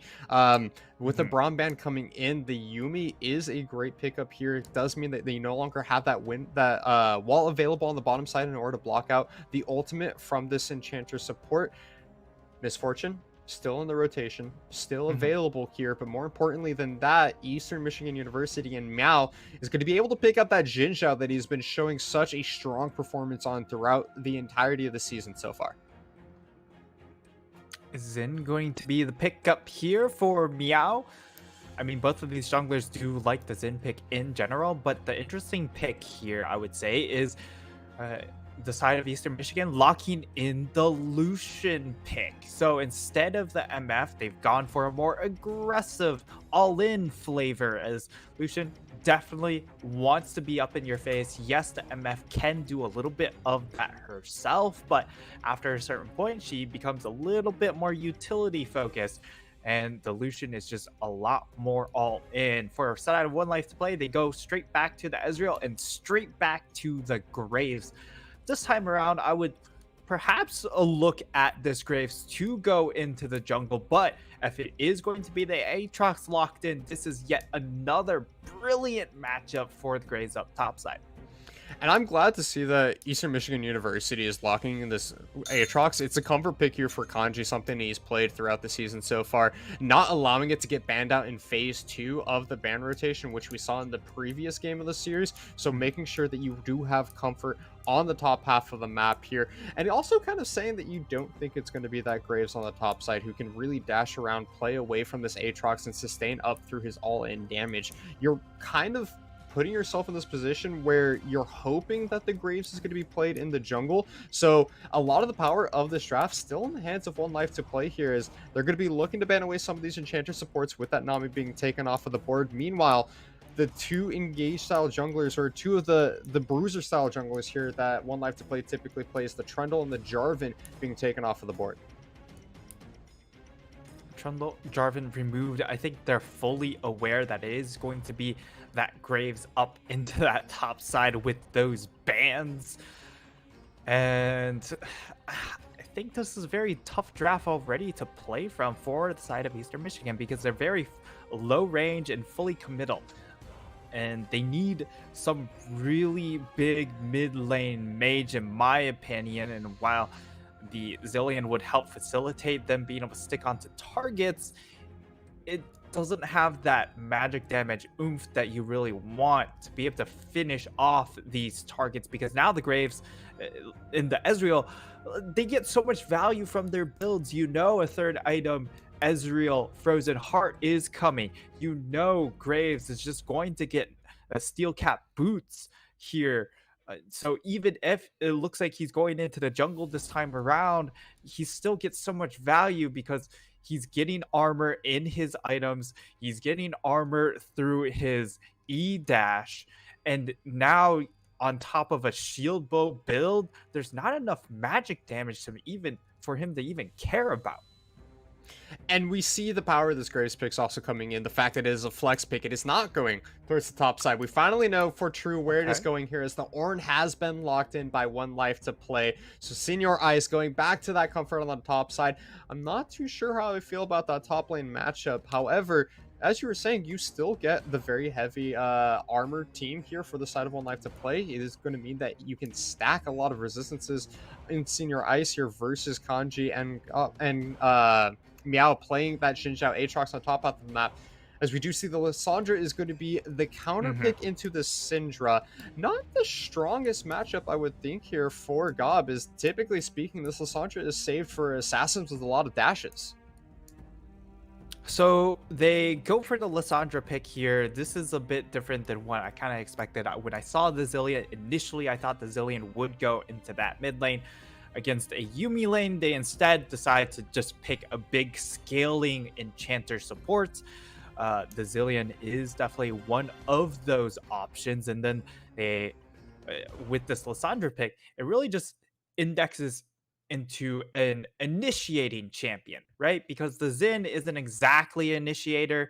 you'd like to use that ultimate more for disengage or for isolating a certain member to start a pick, but you Mhm. don't have that big lockdown ultimate. And the Lissandra will be that lockdown for then the Aatrox to be able to start running through this team. However, it doesn't remedy the situation that you've replaced the mid lane mage with a low range engage here. So range, still a problem, but if Lissandra gets ahead and she goes for something like an electrocute build, there is potential to snowball this mid game to be able to then get enough damage to finish off these team fights. Well, I got some good news for you, Nightstar. It is going to be the Electrocute being played by the Lissandra in the mid lane here. So you do have the hope of that burst build coming out, something we can keep in mind. Lissandra also good to deal with a Yumi because you're able to get on top or into the opposing enemy team. You can get that team-wide stun out here, prevent Fox from disconnecting and looking to reconnect in the middle of a team fight or bouncing around with heals if you're able to catch him in transition here. Also, a great champion to be able to try and pick off one opponent, and when you have something as slippery as this Ezreal, the point and click Ice Tomb does so much work in order to try and lock down the slippery AD carry that Boomer was able to play so expertly in our last game of the series. Yeah, and Yumi Ezreal is very, very annoying to deal with, right? There's so much range and all across, like, there's just more ways to deal with Eastern Michigan because if they go in, they are fully committal. There is no doubt in my mind that they have to all in as a 5-man group. If one person goes in without the rest of the squad, it is lights out every single time. But if that happens, you're running into the possible Syndra stun. You're running into possible 5-man easy free low or an ultimate in that situation. So they have to be extremely careful about their commitments, but they also do have to fully commit. And that's where I kind of like the Zillion pick coming in here. You allow yourself to speed up the members of your team that are falling behind. And when you go for those full commits, as you were saying, it's very risky having that free early game GA in order to reset in case you make a mistake is going to be so important here. And we have to remember just how tanky and sustainable this front line of the side of Eastern Michigan University is as well. They're looking to sustain through most of these fights just as much as 1Life2Play is here. You have the Graves and Yumi, yes, but on the other side, you're dealing with a Gore Drinker, Conqueror, Jin Zhao. You're dealing with an Aatrox that has always been kind of the classic drain tank, and then you can't forget that if Lissandra ever goes forward, uses that Ice Tomb on herself, that is going to provide a lot of healing and typically does have a tankier playstyle for those mid lane mages as well when you're locking in this very CC heavy mage in the mid lane. So it will be just a lot of brutal back and forth, punching each other as hard as you can team fights when we start looking towards this mid stages of this game. Yeah, definitely a lot of brawling, and at least with this Aatrox up in the top side, you have a very favorable matchup into the Ornn. So while Ornn provides a lot of team fight power and a lot of usefulness against this Eastern Michigan composition in lane phase, he is going to need a little bit of help, and hopefully Akaiba will be able to provide a little bit of that. But as of now, he isn't over in that area. He's turning his attention towards bot side, and what do you know, there's also a Zhao in the vicinity there. A little bit of tension around that bottom lane scuttle. We'll go over to the hands of Meow here, as that's going to be a double bomb, a stun onto Boomer. He has to blink away a flash. here. Teleport is being challenged here by Senior Ice Note. It's going to be Kakarot that comes in. The Scout of the Week is not going to be able to find a stun, though, as Razikan has to use the heal. Lissandra is behind. Gob, he wants to try and go for it. He wants to try and find a way onto this Ezreal, but the blink away is available. Flash from Kakarot also to make sure that the Syndra doesn't get caught behind, and for all the summoner spells used, nobody goes down quite just yet in this game. A lot of summons burns, but no kills to be found. That's going to benefit the side of 1Life2Play. Again, when you are a bit of more scaling composition, the less action that does occur, the better. But Eastern Michigan at least attempt and it was a very good attempt at it being able to counter it. And now they're looking for a Gaipo. If he dies here, that's going to be big. Ooh, that is a flash engage coming in by Meow here. A flash in return from Makaipo here. He wants to keep going. That's going to be the wind into lightning re-engage coming in, but no knock up to follow here. Senior Ice stalling for as much time as possible as Losandra has rotated over. They do want to try and buy time for Kakron. Meanwhile, on the bottom side of the map, Karasikin trying to go forward, trying to get as much time as possible. That's going to be the flash forward from Boomer, but it is too deep. The auto attack does not get first blood, and it is Drug that finds it instead. Zillion with the first kill of the game. He just goes a little bit too far forward, tanks a tower shot, and that's more than enough for Drug to get that kill.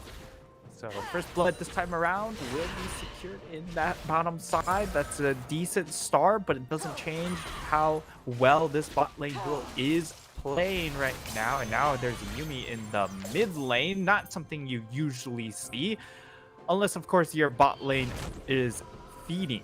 That's usually why Yuumi decides to leave lane. But in this case, it was more like, well, my Ezreal died. I have nothing else to do, so I'll just say hello into this mid lane, give a hell, and be on my way.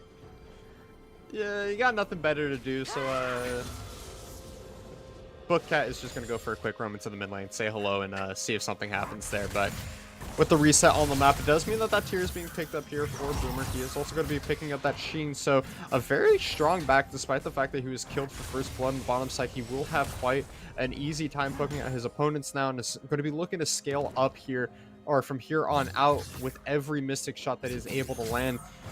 Level 6 also hit on the top side of the map. Meanwhile, Kanji has not found that level 6. Senior Ice goes forward. That's going to be one knockup with the Brittle Stack. A second auto attack trying to come in here, but is not going to be able to find it. Kanji has bought enough time. He's going back in. That's the level 6. World Ender comes out, dash forward. It's going to be one more auto attack, one more Q, but no, he misses the second proc of the Broken Blades, and it will mean that Senior Ice, with that flash, is able to make his way out of Danger's path. And a big missed opportunity, I would say, for Senior Ice. Had the flash available, instead didn't quite land the combo coming in from Ornn, and more importantly, because he is running the Grasp of the Undying and not the spell book, doesn't have the extra damage coming in from the Ignite to finish off that kill. So really unfortunate stuff there coming in as its top lane. I definitely would have preferred to see the unsealed spellbook. I don't like just trading autos with an Aatrox to get that grasp proc. Like 10 out of 10 times, the Aatrox will win those trades if you're in a situation where you have to auto to get that grasp proc. You're looking to just burst him down, and an Ignite or an Exhaust helps out tremendously, but play it top side. That it's going to be 3 members of the side of 1Life2Play coming in top side here. No flash available, and Akaipo with the ultimate is able to find a kill onto Kanji there. The Aatrox goes down, so buying a little bit of moment of respite here for Senior Ice. Meanwhile, that whole play, though, does cost a dragon on the bottom side of the map, as Akaipo was farming his top side of the jungle here. So now that Meow has been able to rotate his way towards the top side, there is no Aatrox to try and contest the spawning Rift Herald here. We do have trading going on bottom side, but tensions are building around this Rift Herald on the top side of the map, as both teams want to try and pick up the big purple buff, or the mini purple buff, is that in this case? I don't know, but they want to try and get that extra gold, more importantly, that is provided here. Flash coming out by Drug, but not quite as level 6 as our hate here. Rezakin is going to be pulling out the culling here, but a good block, as you say here, from Fox, detaching in order to eat up as much of that ultimate as possible. Really nice play coming in from Fox, taking as much of that damage there. Means that Boomer will be able to continue laning. And so far, this laning has been much better coming in from Eastern Mid. When it comes to game script, it's a lot different from game number 1, where they were not only behind in these lanes when it came to the farm department, but they also were behind in the scaling department. So this time around, where their scaling is still a little bit rough, they have started out the game well, so they have the ability to snowball rather than kind of just be stuck in a rut like they were in previous games. I also like to see that they have as we were mentioning before, these hard engaged options, when you're running so much range, it's difficult to take a team fight because you can't ever fully engage. And, maybe they over index a little bit here on the side of Eastern Michigan with their all-in composition here. But it is kind of a nice change of pace here to see them playing something that is going to be able to go toe-to-toe, whereas in the last game, it just felt like they never really got a full team fight that they were looking for. They weren't able to make things happen because instead they were just throwing out skill shots, looking for CC, looking for picks, and then Akaipo would just go in and cataclysm 3 people and the fight was over. So this time around, they do have an early objective. They have the first blood for themselves, and they have a nice 1,000 gold lead as we're cresting over that 10-minute mark in this game. It is going to be another 2 minutes till the next dragon spawns, so I would love to see some priority coming out towards this top side of the map and see if Rift Herald can be picked up by either one of these junglers if they want to try and get their team just that much more extra gold as we're looking towards these platings in all these turrets. We're all in. Calling available. Roland comes out, not going to be able to find a kill though. That is the Ignite and the Exhaust used by Fox in order to buy time here. That's a flash forward from Meow. He's trying to make sure that Fox doesn't get connected. That is going to be the Yuumi isolated and finished off here by Meow, killing his own kind as he goes in and kills the Book Cat. Will be able to finish off that kill, but unfortunately they threw out the flash coming in from the Lissandra and wasn't able to secure the second kill onto the Ezreal, although Boomer did have to expend his own flash.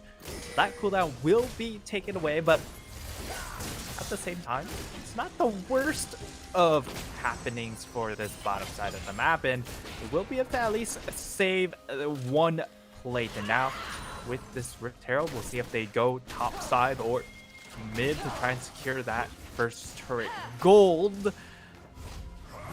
But it looks like they're trying to bait out a fight, and perhaps if the side of Eastern Michigan turn onto this dragon, they would then plop down that Rift Herald, take 2 tower plates in that mid lane, and perhaps get a little bit more. Just try and trade gold for dragon in this situation. I'm curious to see that Akaipo just goes back towards this top side of the jungle. It doesn't really seem interested in contesting. They really want this bottom lane. They really do want this bottom lane though, as Walrus or a Boomer. He's going to be going down instantly here. Yuumi detaching, knowing that his Ezreal is dead there. The teleport coming in by Gob does secure that one as well. So it is going to mean yet another kill on the bottom side of the map, and yet another dragon should be getting prioritized here from EMU, but they were going to be resetting before they try and look for that second objective.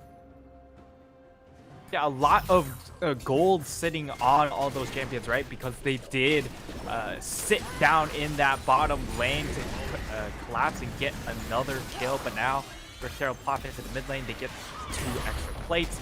Will be split among 3 people, and they won't be able to finish off that tower, but still a nice little spike of gold. But unfortunately, because of how the lane phase is going up to the top side, and because of those extra kills, they are now up 2,000 gold for the side of Eastern Michigan. So again, we talk about the differences in composition from game 1 to game 2. Game 1, they had a lot of range, a lot of poke, and a lot of CC, but they didn't have that full go button. This time, it seems like they over-indexed and said, all right, screw the extra range. We are all in. And so far, in this game number 2, it is paid off with the 2,000 gold. And it's going to be a second dragon that they're able to collect for themselves as well here.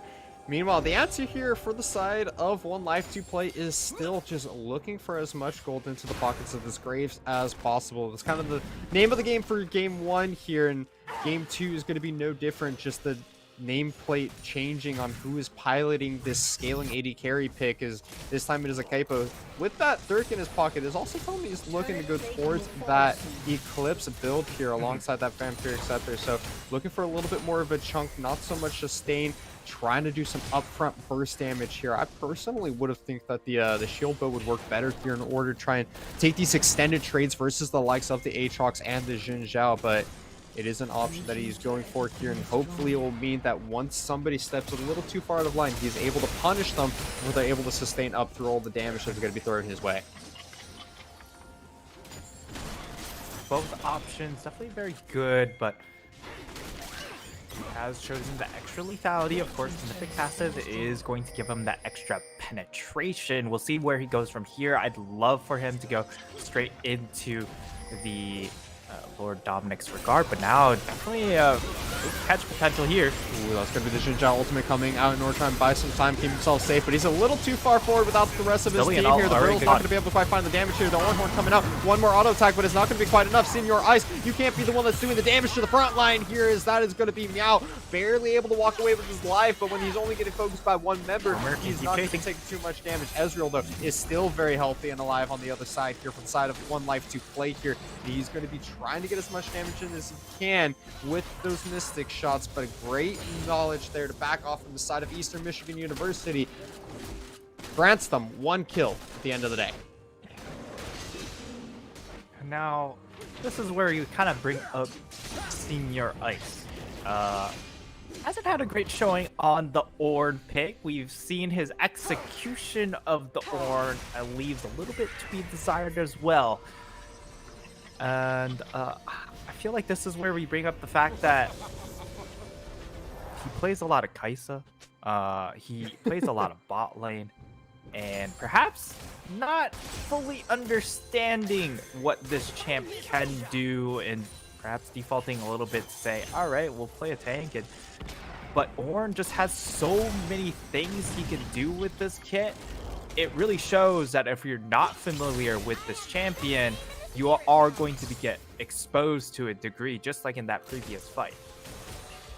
I would have liked to see the full engage in return coming out here from 1Life2Play once that Jinja ultimate goes out of play here, goes down with the cooldown. Then you're able to kind of re-engage onto the enemy team here, and you do have a really strong sustaining front line in that Ornn, in that Graves, that the Yuumi is able to make her way up towards the front side of that fight, and potential there to pick off Meow if you go for, or several members of the side of Eastern Michigan University, if you aim the Ornhorn more towards the other 4 members that are clumped together rather than just focusing so heavily on picking off Meow. But a team fight loss is all in the past here, as it is looking at a 3,000 gold lead almost here for the side of Eastern Michigan University. Next Dragon coming up in a minute 25 here, so I want to see both of these teams here are going to have to start making their way down towards the bottom half of the map and really working on their ward coverage in this river, because it is going to be yet another Ocean Soul here, which means whichever team is able to pick up this next Dragon, either stalling time here for the side of 1Life2Play or putting yourself on Soul Point if you're Eastern Michigan University.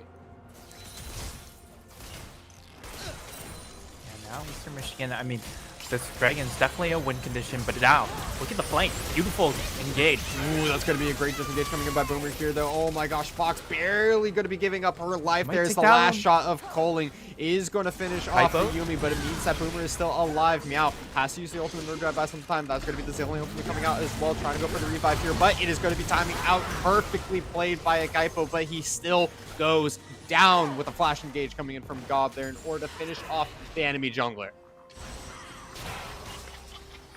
Finishing off the enemy jungler. But it's still a positive trade coming in for Eastern Michigan. So a lot of nice moves coming out here in this early game, and transitioning to the mid game has been a lot smoother because of that. And even better has been their control of vision, because of that bot side vision control that allowed that pick to happen coming in over Raptor wall. And really nice play coming in from Gob. And this game, and you can see those flanks coming in that he showed in game number 1 on the LeBlanc, now really starting to come to fruition now that he's on a more engaged style champion of the Lissandra.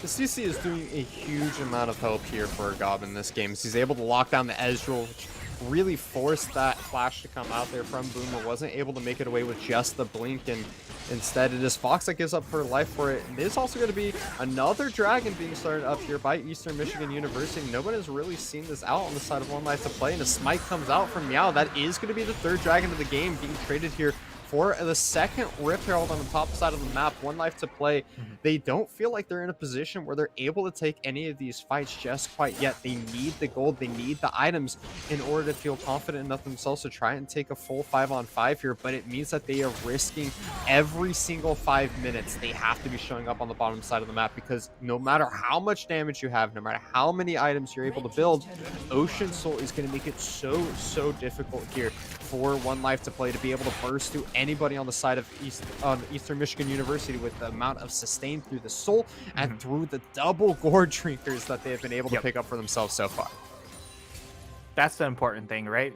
The fact that they have double gore drinker, and this Yumi, you'd love for her to have a lot more gold, ironically enough, because then she's able to secure the Chemtech Putrefier, which would help considerably in this instance. But because of how far that bot lane has fallen behind in this early game, it's really put a damper as far as how well they are going to be able to play out this mid game. And I mean, the vision control has just been really nice coming in from Eastern Michigan. We haven't mentioned a whole lot, but a lot of these picks are coming out because of that vision control. And Senior Ice still getting bullied, and now the whole squadron's here.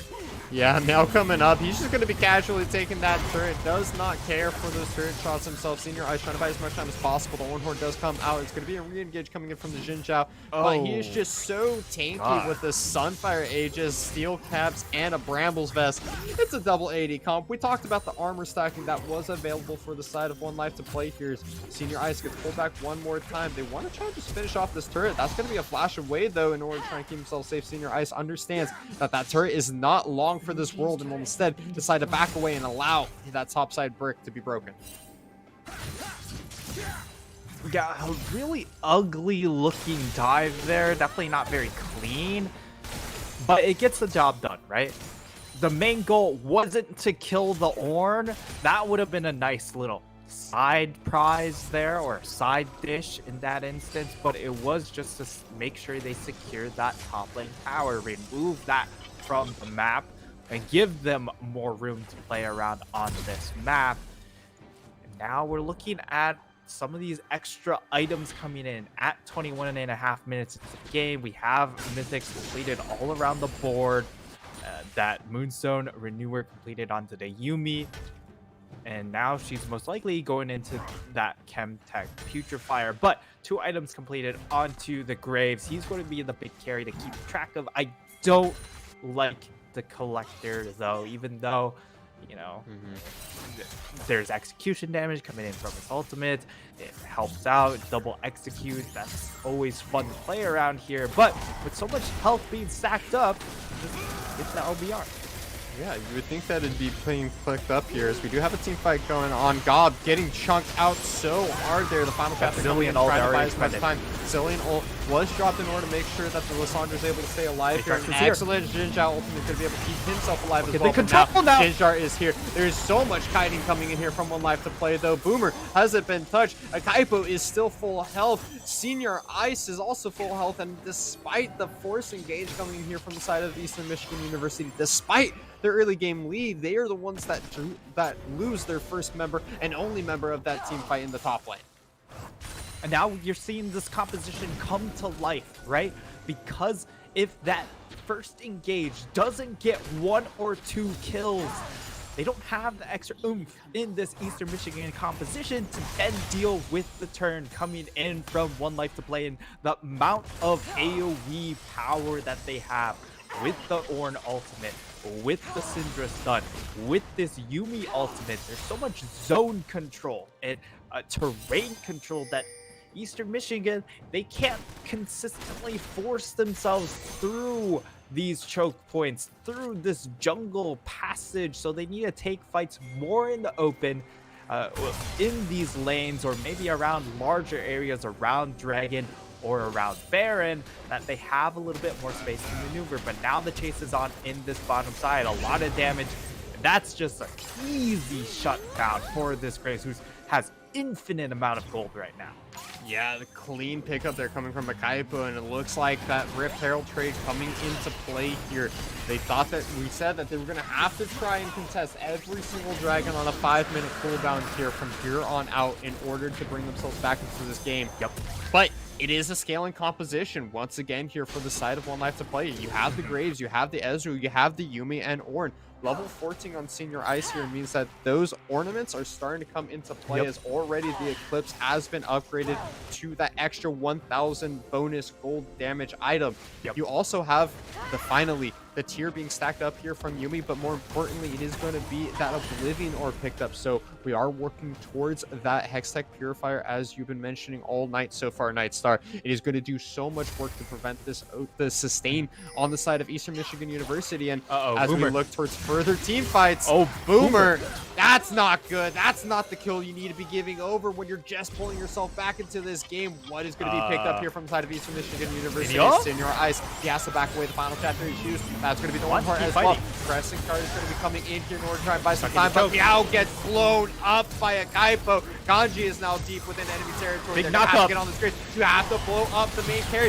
Shut down going over to Kanji. And they have no more damage now. Going down. There is no one left to try and kill the side of Eastern Michigan University as Kakarot coming over. He has the unleashed power, but is not going to be able to kill any. Is not going to be able to find anyone, as it's going to be 3 or it's going to be 2 for 1 at the end of the day. Meow goes down, so no smite available, so no Baron will be picked up here. But Eastern Michigan University, they reclaim control of the map. And Eastern Michigan, they play to their style. They continue to play forward and aggressive, and it pays off there. Able to find a pick onto Boomer the Walrus as he gets a little bit too antsy, walks over towards those honey fruits to try and regain some of that mana, but that ends up spelling his doom. He gets picked off, and then curiously, Senior Ice continues to venture forward in the jungle, even though they know full well that they are in that area. They've already lost their AD carry, but they still try and commit to the fight. But because the Kaipo does fall down, again, this is a build that isn't super durable. You don't have the shield bow lifeline in this instance to get that extra shielding. So you're really over-indexing on making sure you just kind of one-shot a lot of people. But if they dump all their cooldowns onto you, the Yuumi's not going to be enough to keep you alive. And we really did see that at the end of the fight where Kaipo, he goes in, he's doing so well in the fight until everybody on the side of Eastern Michigan University realizes that the Graves needs to go down, and he needs to go down right now. And as soon as he gets focused out, that is shutdown gold going over into the hand of Kanji, who has been struggling to find kills for himself. He is going to be sitting on 2 items himself, should be able to go back and complete this boot set, and more importantly, once he gets towards that Sterax gauge, is going to be so much tankier when he's going into these team fights. I do want to see him try and get towards that super powerful bruiser item, as we see Meow is able to complete a Sterax gauge of his own here. So extra shielding, extra health, and damage available for the Xin Zhao, and soon enough Aatrox will have that available, though maybe not in time for the next dragon that is spawning in a minute 35 here. And already we see 1Life2Play. They know their job, they know their duty, they set themselves up for this, and they have to be in that river in advance because they cannot afford to give over this next dragon as well. And look at the Graves itemization. Now has the completed LDR. Unfortunately though, hey, the fight's starting to break out. They might find him pick. There's a teleport behind enemy lines. Kanji is trying to make sure that Senior Ice has nowhere to go, but he's able to just walk away. Full health. He's full health with the help of that Yuumi as well, which means it's now just a 5v5 set up in the river here. Kanji trying to sneak into that inside of that pit. They're trying to find a cheeky position behind enemy lines if they ever stepped up too far forward, but it will be sniffed out here by the side of 1Life2Play as they're just continuing to pressure here. Mid lane priority going over towards 1Life2Play. Bottom lane being shoved out by the side of Eastern Michigan University. They're playing their sides of the river. They're playing their sides on the map. Dragon in 40 seconds. Your intentions are high. You cannot die just before this dragon spawns. Yeah, in this fight, with where these teams are, 1Life2Play, if they're able to find successful chunk outs, they don't necessarily need the kills, but if they're able to successfully chunk a couple of these members out, they could just beeline towards Baron because they do have mid lane control. but it's really just contingent on being able to force Eastern Michigan to recall with how much damage they're able to output. But now, still time left on the Dragon. That's why you see Eastern Michigan just fully commit to the spot side and now kind of flip sides. Yeah, it's now Eastern Michigan University. They're able to pick up that bottom lane inner turret, but it's knock going up. to be the fight. That's going to be the Ezreal. It finds the ceiling. There is no chrono shift available here, so there's going to be no reviving in this fight. Redskin trying to use the So cooling, far but it's from all home. to Senior Ice. He is not taking any damage. It is the double armor items, and it's now that goes down second. Third goes Resin Kin, and 1Life2Play. They have scaled into this game. They have found themselves the team fight, and they're going to secure themselves the second dragon and might be looking towards that Baron afterwards. Gonna turn straight towards this dragon, secure that for themselves. But it doesn't look like they're gonna fully commit onto that Baron take, as Meow will be up in 15 seconds. They are still looking at it. Flash and Smite available onto the Xin. If they don't do this fast enough, they do have double AD carry, so it's not like this isn't that slow, and at 30 minutes they have more than enough damage to start bursting it out here, and that should be Baron now secured, and things are, the tide is starting to shift once more, Icarus, because it was what, like a 2,500 gold lead. Now it is just 1,500. But we have to factor in the extra money coming in from those Ornn items, and also just the fact that they just scale better with items as well. Hextech Purifier also coming online here after everything is said and done, so they're not able to get that Ocean Soul. They are not able to win these team fights, and with that second dragon, that's another 4 minutes that Eastern Michigan University has to wait before they try and pick up the big objectives for themselves. The Baron also is going to keep closing this gold lead that much more here. His Boomer is just throwing out so many Mystic shots. Meow already dropped down. 1/3 of his health bar gone. That inner mid lane turret will be falling for just the sheer amount of poke that is available for the side of 1Life2Play, and it feels like Eastern Michigan University, they had their opportunity. They just weren't able to find that most important dragon. That's a great pick, though. That's going to be the greatest going down to Kaipo. Not there. He has been playing the carry for this team. Boomer is still alive, but he has to flank a weave here. It's going to be that Kakarot goes down, despite the fact that he pops the Sonya's here. But Boomer, keep your eyes on him. Ezreal, he blinks away. He gets one, and it's going to be Kanji that goes down. Meow has to dash away and work himself to safety. They can keep going here. Once that Ezreal arcane shift is back up, he can look for the blink. He's going to find it. He's going to find the knockdown, but it will mean that the Zillion ult is available. Lasagna is just to buy time.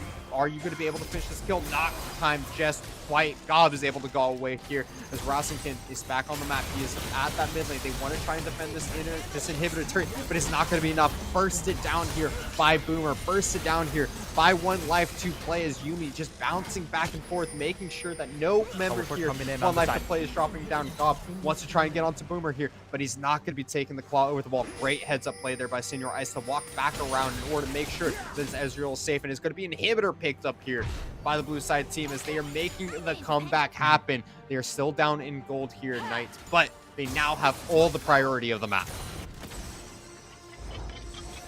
They have pretty much flipped this game right on its head. They're going to try and chase for Senior Ice. He is an Ornn. It's going to take a lot of effort trying to break him. Oh, okay, this is a big effect. That's big. That's huge. Boomer goes down. They're not able to pick up the Yuumi off the back of them, but you got to be able to get on Tech Kaipo as well. That's going to be Desanya, so buying as much time as possible. You got to get the Yuumi towards this grade. You got to keep him alive. Senior Ice is dropping down. No, but the Yuumi, the transfer is too late. It is Kanji that is over the wall and is able to find his way onto the grades, and until the Yuumi is going to be Fox and a Kaipo that go down. And yes, Senior Ice, you have done so well to take for your team, but this time it is not enough as he goes down. Fortunately for the side of 1Life2Play, there is no dragon for another minute 30 here. These shutdowns will be big for this upcoming team fight, Nightstar, but is it going to be enough versus the scaling composition? And Icarus, it really was just lackadaisical play coming in from Boomer, because they get all that they did in that mid lane. You have the Baron, and he was not so much gold, but he continues to greed.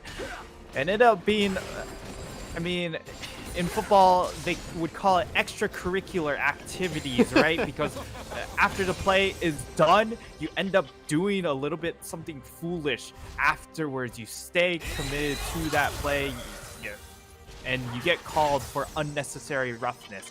That was sort of the case here, where he overstays, takes the grump, and ends up putting himself in the position where he gets collapsed upon and costs his team a little bit of. Fortunately, it doesn't cost them more, but as similar to an unnecessary roughness penalty in football, you get set behind 15 yards. While it's not a backbreaker, it definitely smarts a little bit.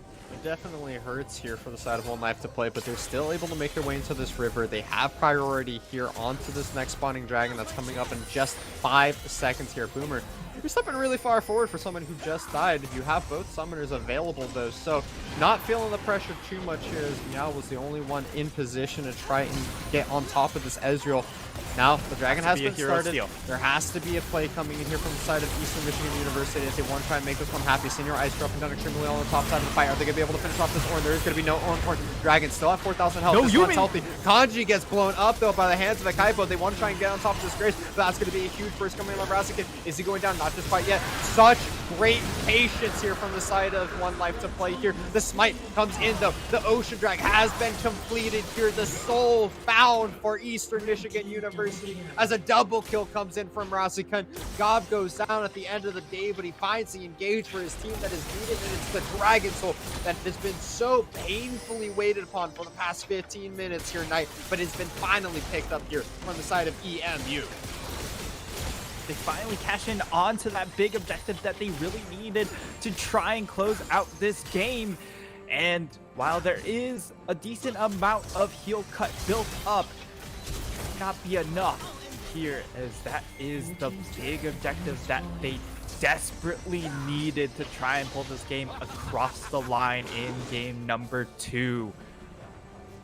And I mean, that fight really came down to the fact that Senior Ice and the rest of the team, they weren't on the same page. He was trying to zone out for the team. He was looking for the fight, and the rest of the team, they were a little bit too distracted by the dragon. They wanted to try and burst it down, but because both sides were a little bit on different pages when it came to the game plan of how they wanted to approach the dragon, that's why EMU find the fight, and it's a big fight to win. Without having their one engage option as well here with that Ornhorn coming in, it means they don't have anyone taking up the front line. And we've seen several times here that Akaipo, when he's not able to kind of play these fights a little bit on the slower side, he gets blown up so quickly. And I got to give huge shout outs here to Kanjin as well, who's been finding those Q2s and Q3s onto Akaipo when it matters the most, chunking out the Graves and not allowing him to sustain up throughout these team fights before the Yuumi can get the healing in, before he can have that Eclipse really sustain up. It's going to be a Kaipo that goes in here onto Gobbler, who's going to be able to back away with the use of the ultimate on herself in order to keep himself safe. But Kanji from the side, he wants to find the knockup. He's not going to be able to find the pullback on the Infernal Chains, and instead has to disengage. The Wolf Ender has been used, and the speed will be used to back away here. Great double bomb coming in by Drugs, but is not going to be able to find the Boomer or look at the flank. Really get anything on the Kaipo. The flank on the backside here is in the AD carry position, though, so he's not looking to really go in. How is the AD carry going to be able to join the fight from EMU? Lissandra over the wall, stun, they're on Boomer, there it is! The Lucian flank is the Lucian flank that wins the game with a great engage coming in by Gob. I thought it was a troll, but it was the move that made the team fight happen here from EMU in game 2 of our undefeated series here between 1Life2Play and Eastern Michigan University. Eastern Michigan University finds a game-breaking team fight at 37.5 minutes in. That's going to be the first inhibitor going down. 25 seconds plus on everybody on the side of 1Life2Play should mean game here as the Nexus turrets get focused. They'll be falling down shortly, and we have ourselves a seer, ladies and gentlemen. Game 3 coming up at you as Eastern Michigan University finds the Nexus and wins game 2.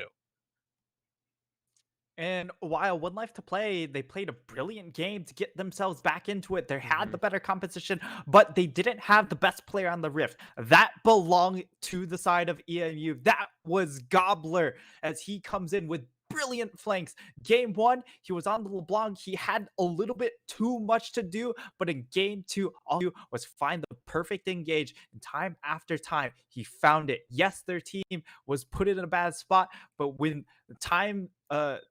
his team needed him most, he was able to find that critical flank engage, and he finished the game off himself. While the LeBlanc might not have been able to find the kills that was needed, the Lysandre found the CC that was needed, and the rest of his team able to follow up here. I also want to give out huge shoutouts again to Kanji and to the rest of the side of EMU. You know, that flank coming in from the Lucian. You never like to see the AD carry being the one that's on the flanking side, but he's able to get behind onto Boomer at the very last moment there, and that is a massive pickoff for his team. And Kanjin constantly finding those re-engages onto a Kaipo, not allowing that Graves to sustain up, as we were mentioning before. Just well executed here by the side of Eastern Michigan University. Though it's not to say that One Life to Play didn't have their own strengths. Yeah, for sure. And I do have to say, like, Akaipo, while he did very well in the early game, once more when it came to the mid and late game, it felt like he was still playing Jarvan. He was very far forward in a Mm-hmm. lot of these fights, and you just can't do that with a different style champion. He didn't have that extra durability, and you saw him every time he went forward, he got punished hard. So look for Akaipo to adjust his play drastically in game number 3. It's 1-1, ladies and gentlemen. Our two undefeated teams here in the Unified Minor Leagues Cloud Division are looking to go into the last week and be the undefeated 5-0 team, but they have to finish off this third game first. Ladies and gentlemen, we're going to go ahead and throw it over to a quick break, but do not go anywhere. We'll see you guys in just a few minutes to determine who our reigning champion is.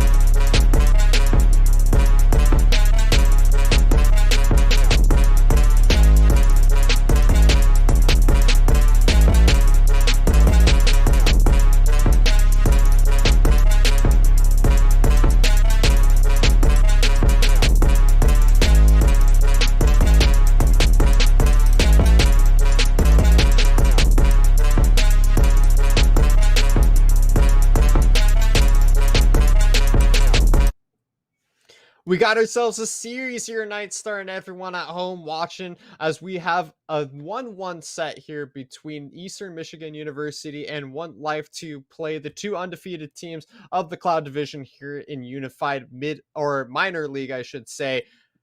It was a really close game too, just as much as game one was. But again, this time around, it was Eastern Michigan University that was able to close off the series when they found themselves the early lead.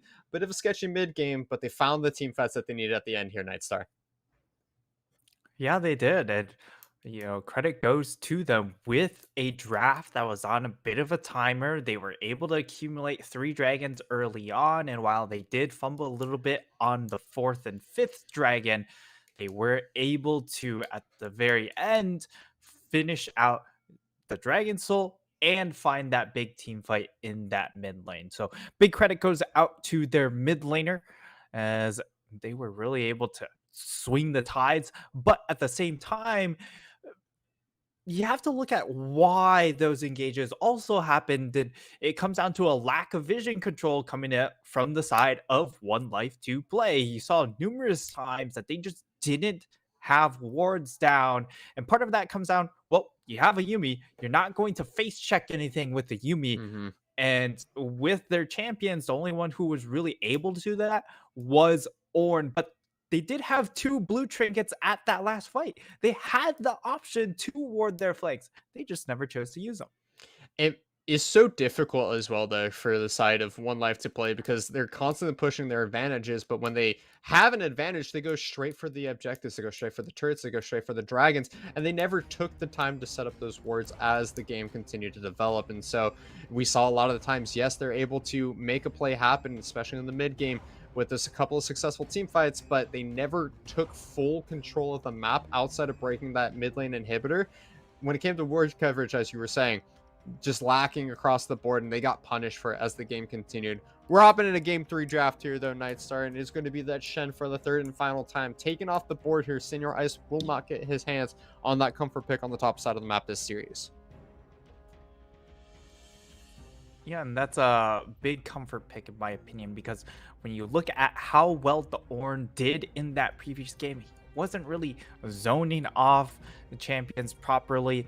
He looked a little bit from his team and his lane phase just really fell short. So Aatrox just had an absolute field day in that matchup. Fortunately for them, they are back on red side, so they will have the option to see this top lane matchup before it happens. So if it ends up being an Aatrox, I definitely imagine they will pick something else instead of the Ornn, or they understand what changes that they need to make in order to make that matchup a lot more comfortable.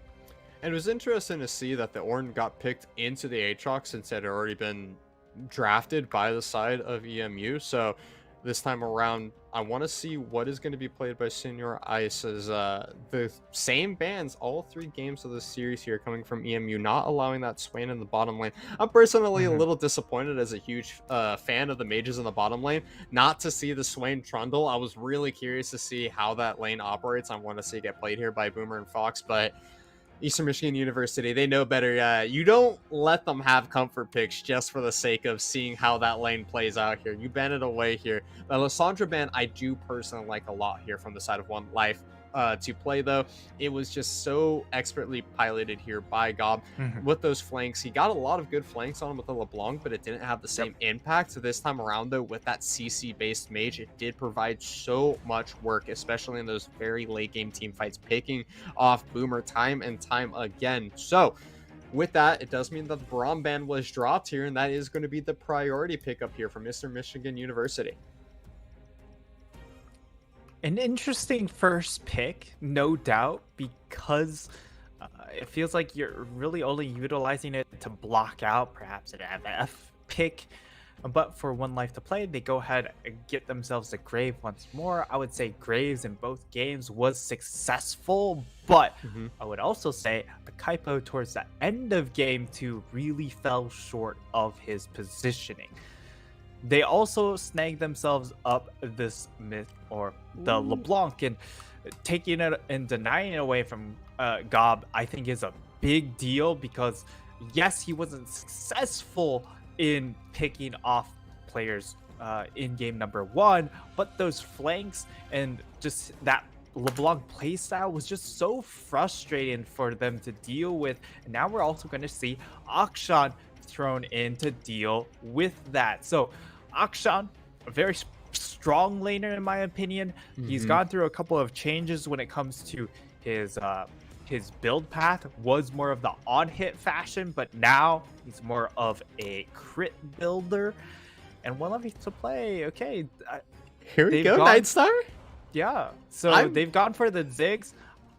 I think this bot lane is really good for the Ziggs, unless if the MF is really able to push advantages and stick onto uh, that bot lane champion. But I mean, I fully expect this to be a bit of a resident sleeper, to be fair. I personally loving the direction that this whole draft is going so far. Akshan is a very interesting champion. I think it pairs very well with the Braum first pick as well. Running double 80 carries means that you have a lot of auto attacks being thrown around at all times. So Mhm. those concussive blows will be being utilized very heavily here from the side of EMU. They do need to be optimizing into a little bit of magic damage, at least in the jungle. That Lilia pick is up and available if Meow wants to play it, though I think that I'm not too sure we're going to see it this time around. We did see it in game one. But it would be a great pickup here in order to provide some magic damage. You also need to see a little bit more frontline on the other side, though. We finally get to see one of those mages in the bottom lane being locked in here from the side of 1Life2Play here with that Ziggs lock in. It is going to be a lot of magic damage. So again, we're lacking the front line from both of these teams here. So take a look at these bans that have been coming out. The Aatrox Camille taken off of the board here. EMU not allowed to play that super comfortable Aatrox with Kanji again. Meanwhile, the Jarvan being taken away here. So assuming that Graves might be going towards the top side of the map once again here from the side of EMU, despite the fact that in the last game it was pivoted towards the jungle. However, there is the potential for that last pick here. Instead, no, 1Life2Play. They are going to be revealing their hand here with that Kayn lock, and it will be a Graves in the solo lane one more time here, as it is a Kayn for 1Life2Play. And I think that's just coming to the realization that for the side of EMU, they have to go for, or most likely they'll go for an AP jungler. And in that case, the Kayn is more than comfortable being able to farm up. And because there are squishy members, you can pop them relatively easily. But I do like this change coming in from EMU. They go ahead, go for the Gwen. It's probably one of the best AP carries up in that top side. Mm-hmm. And the only issue is, again, you're playing into the Graves. Graves has such a great matchup into low range champions. Mm-hmm. But if you're able to get through this lane phase as the Gwen, you scale up incredibly, incredibly well. And they will round out this draft with the Gragas pick. So I feel like they just ended up making this Kayn pick look a lot better with the Gragas pick, because Gragas really doesn't have a lot of pressure onto the Kayn in particular. And you're Mm-hmm. looking to try and facilitate some of these lanes incredibly powerfully, but it will be Rakan locked in at the very end for 1Life2Play. So a lot of scaling once more coming in from 1Life2Play, but this time Mm-hmm. around, I feel like EMU brought a decent amount of scaling in Mm-hmm. themselves.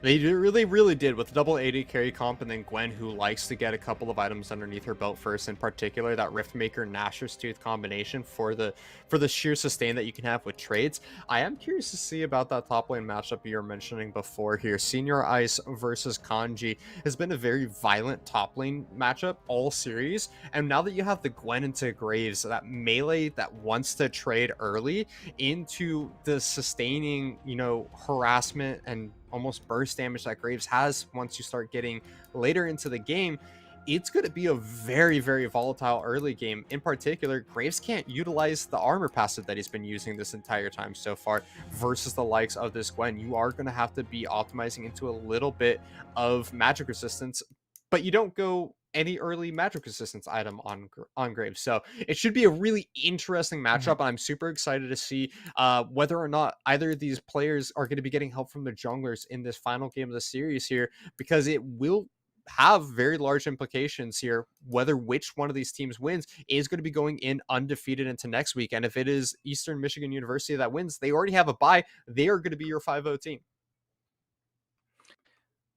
Yeah, a lot of implications when it comes into playoffs. Yes, both of these teams, I would still say, are pretty comfortable going into their first playoff match. But, Mhm. you get that extra little bit of oomph having side selection advantage for game number one being the higher seed pretty much the entire time until you hit that semifinals is always going to be a big boon.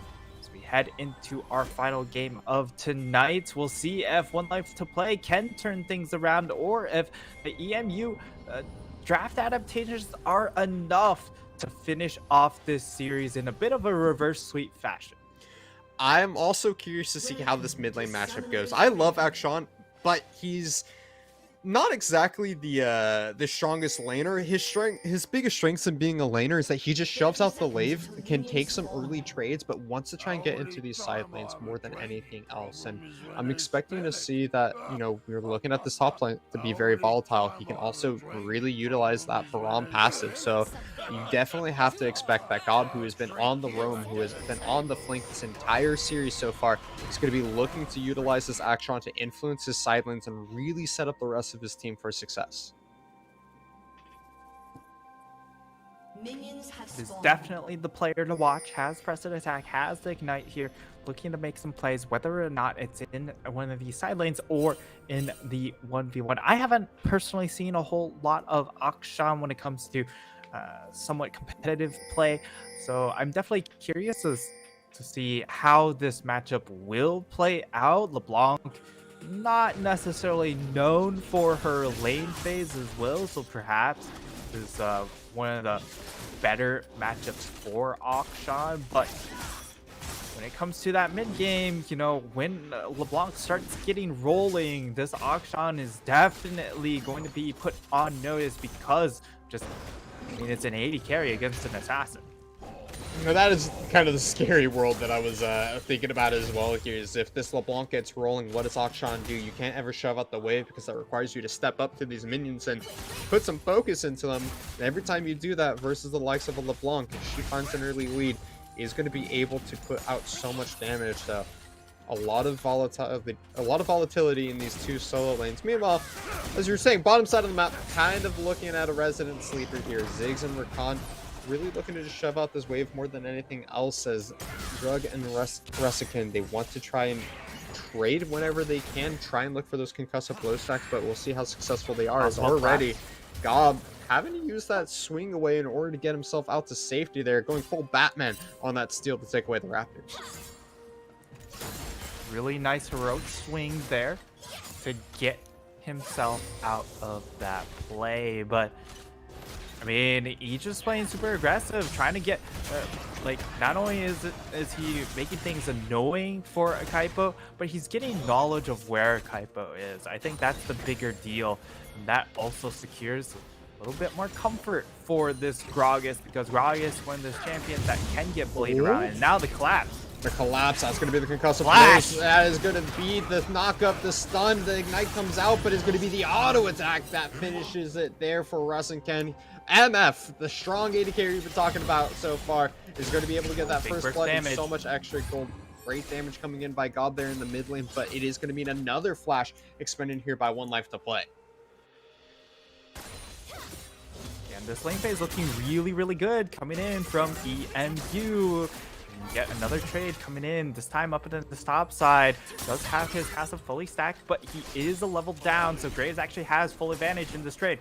Ooh, that's going to be a dash forward. Senior Ice is going to be able to finish this one off. That is going to be a flash forward, but he doesn't have the shell in the gun. Unfortunate use of the summoner spell there. He will be able to trade flash for flash at the end of the day, as Kanji did not realize this as well and is able to get himself to safety there, but it will need double summoner spells blown on the top side, teleport used by Kanji as well in order to pick up that wave.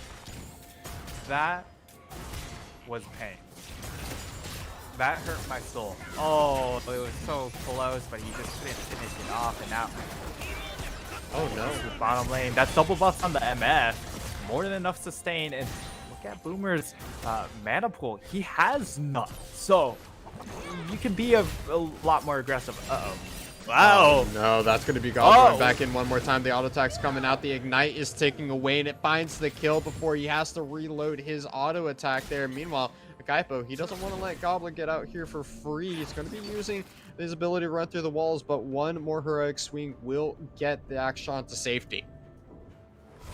So we were talking about at the beginning how this lane phase would play out here, in that we haven't seen, or I haven't seen, a whole lot of Akshan, and apparently Kakarot has never seen Akshan because he just doesn't understand what is going on his screen. So every time he tries to harass over the wall, he just eats the full damage of that heroic swing. And I mean, it targets the closest target there, and because he's away from the minions, he already has that minion wave crash.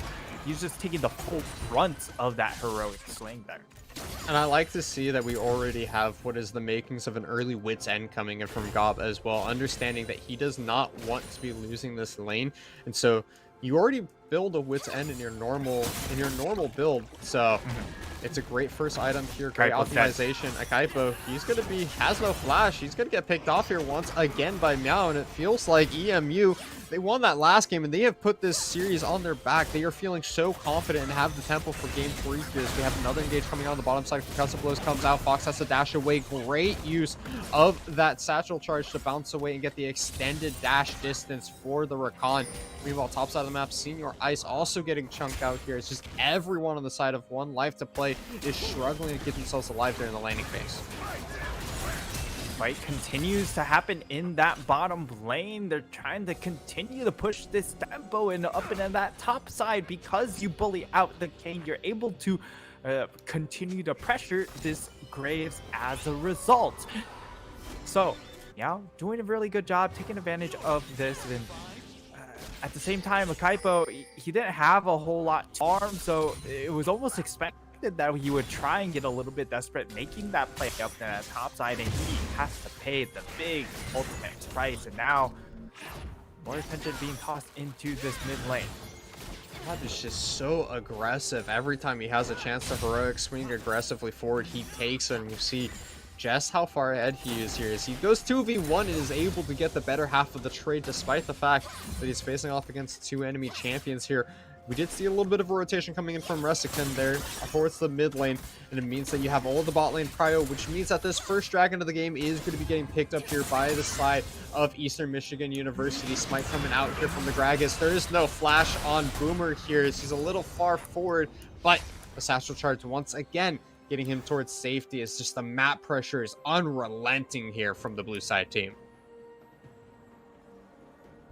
It is quite unrelenting, and it's just such a nice change coming in to game number 2 and 3, as game number 1 definitely didn't work out in their favor. Okay, but I think he's just dead. Is he dead again here? No flash. That's going to be the ultimate coming out from Gob, and you're absolutely right, Nightstar. One more time, we see this Kayn falling behind. That's kind of the issue of when you pick this champion, is before you have your form, you're not going to really have that much impact on the game, and it's only 8 minutes in here. You get better form stacks as the game gets further on, and he can't even take a fight to start and just begin to stack up his transformation here. I am curious to see which transformation he does opt into, as you know, there is double AD carry composition coming in from the side of EMU. Does he go to blow up the backline, or does he opt towards that red side where he wants to try and sustain, play that front line for his team like he did with the Jarvan in game 1, where you just build the Gore Drinker. You have Dark Harvest, not Conqueror this time around, but you know, that's the typical build here. We'll have to see, but at this rate, I'm not even sure if he's going to be able to get a form. Yeah, this form is going to come in extremely late, and you can see the reason why things are just falling apart. They just don't have control through the mid lane.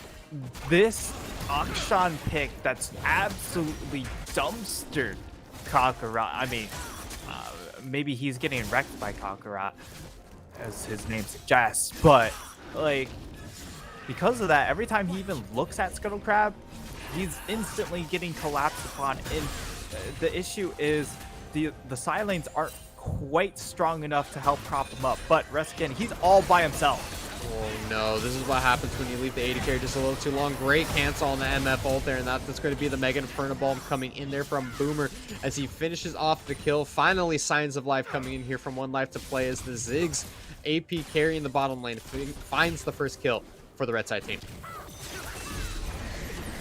Going to be able to take one more plate, and Drug is the only one down here to really contest, so they're not going to have too much issues. But now on the hunt for more.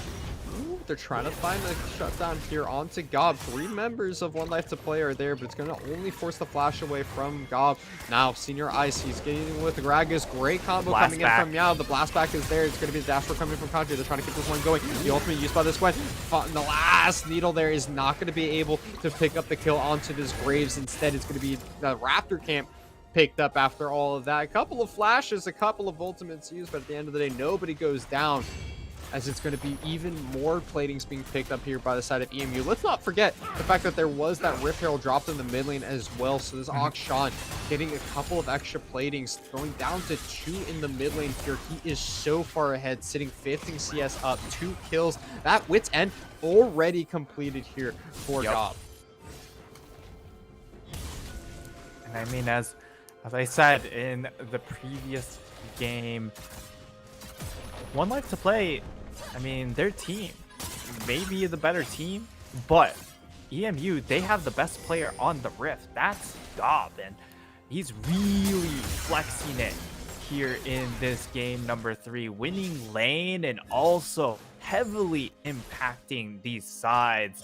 And I mean, if you're just wondering how impactful he is, just ask a Kaipo, because this Akshan pick has been an absolute nightmare for this Kane to deal with. He hasn't even really been able to get into any of these side lanes either. He's not really influenced bot or top side. He's just been shutting down a Kaipo on this Kane in the jungle, who's struggling all throughout this early stages of the game. Fortunately for Kaipo, his farm is still looking pretty good. He's been able to get into the enemy side of the jungle consistently and steal away camps, so he's not getting punished too hard where he's falling behind in experience. Able to keep up at least in that regard, but you cannot continue to let this Akshan run away with the game. You have to try and make something happen here. 20 seconds on the dragon spawning into the map is already we see 1Life2Play. They're taking some advice here, and they're looking to make a play happen before this dragon gets spawned. And honestly, I'm very surprised that inside of 1Life2Play, they haven't already tried to rotate their bot lane, at least try and bail out their mid laner, because this is not a good time. These just aren't even trades. Yeah, there's the Wit's End already built there, Kakarot. You can't be taking those trades all by yourself, because you are not going to be winning those. Drug coming up as well here. Finally, the bot lane from EMU has been freed from their lane. They're finally moving up in order to try and get some ward coverage in this river. Meow trying to step forward, wants to look for an engage here, but instead it's just going to zone everybody from 1Life2Play away from this river. Infernal Dragon will be started up here and should be going over towards EMU with just the pure amount of strength that they have for themselves early so far. 2,500 gold at 13 minutes in here. 2 dragons to their name, and it's going to be a Wind Soul map that we are spawning into here for game 3. Really nice secure on the dragon. They get themselves 2 dragons early on. Force out the ultimate down in that, or up in that top side. So all things lining up EMU at the moment. But again, like, you just need to move this LeBlanc into a side lane ASAP. Just try and free her up at the very least. But it looks like they're going to turn in Pension top. Kaipo finally looking for a gank here. Kanji going to be taken down kind of low. There is no ultimate. Just remember that here for Kanji. He almost is able to get a return kill onto Senior Ice. Meanwhile, in the mid lane, though, we didn't get to see it, but Kakarot goes down. Bottom side we go to here. Concussive blows have been stacked on top of Fox. Stun comes out despite the fact that the quickness has been used. The ultimate comes in here from Drug, but that's going to be the Glacial Official missing on both members. On a flash forward from Boomer will mean that he gets a return kill off of the aggression made from the side of EMU. First brick going over at the end of the day here to the side of Akshan, Gob, and EMU. Akshan, so much gold in his pocket, and the side of 1Life2Play, they just want this bot lane tower, but now they are going to die because Gob is in the area. Oh no, the heroic swing. 1, 2, 3 strikes. You're out there for the side of Gob as he gets the passive onto both members. Double kill picked up, and we finally see a successful roam coming in from Gob into one of these side lanes, and he finds 2 kills for his effort. Yeah, just toggle the gold right here. He's sitting on an infinite amount of gold. Oh, it looks like he is getting chased down. He's got 3k gold. He's got a full item upon a reset here. He has 7,000 gold in his net worth. That is more than 3,000 gold ahead of his lane opponents. It's just unreal.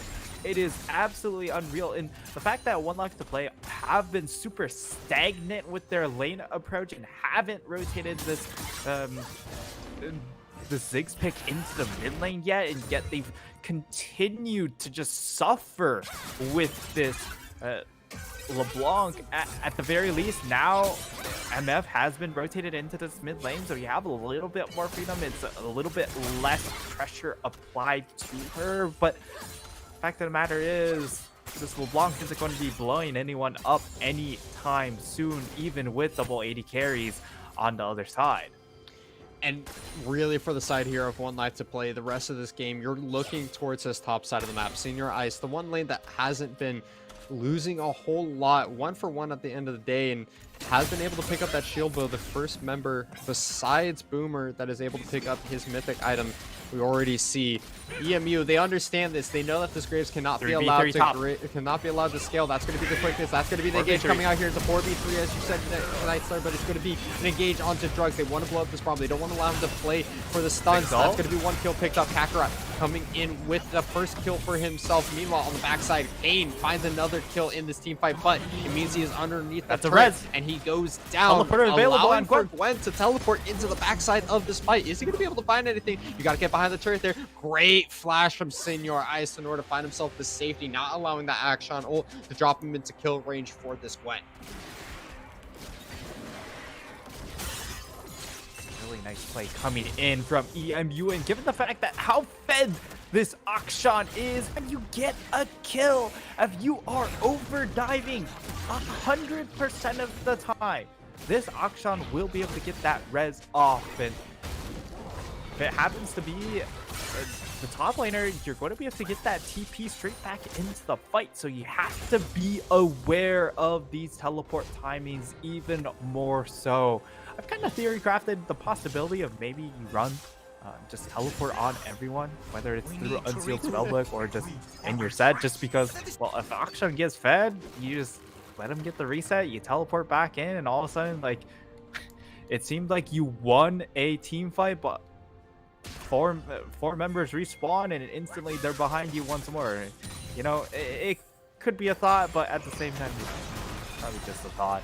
I stand by the idea that Akshan is by far and large the most overpowered ARAM champion in the game, purely because it's all about, you know, team tempo and whether or not you have players alive and on the map, because there's no going back, there's no healing, and he can sustain himself. And every time he kills an enemy team, an enemy member, you have that one person that's always strong, and if he gets the revive, well, you don't get any kind of punish. You can't pick up the towers, you can't control the tempo of that lane, but you can control the tempo of this top side. They want this Gwen. Kanji has to back away from the wave one more time here.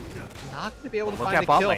That is going to provide a lot of priority onto this dragon for the side of EMU. Akaipo does not feel strong enough to be able to contest the dragon just quite yet, and instead he wants to keep trying to trade here. He has evolved into the blue form Kane. That's going to be a quickness being used in order to try and lock up this Gwen, but there's so much sustain. That Rift Breaker has been made here. That's going to be the turnaround. The needlework coming in. The dash forward. It's going to be so much damage, so much sustain. The armor is coming in here, but one last auto attack from Senior Ice will be able to get the return kill here, but not before going 1-for-1. The dragon has been picked up. The bot lane inhibitor is being pressured. Boomer is getting chunked out here, and one more auto attack, one more dash is going to be able to find the kill. The map is falling apart here. Nightstar, as Gobbler is picking up a 19-minute inhibitor with the back of that Rift Herald. There is so much disaster here for 1Life2Play.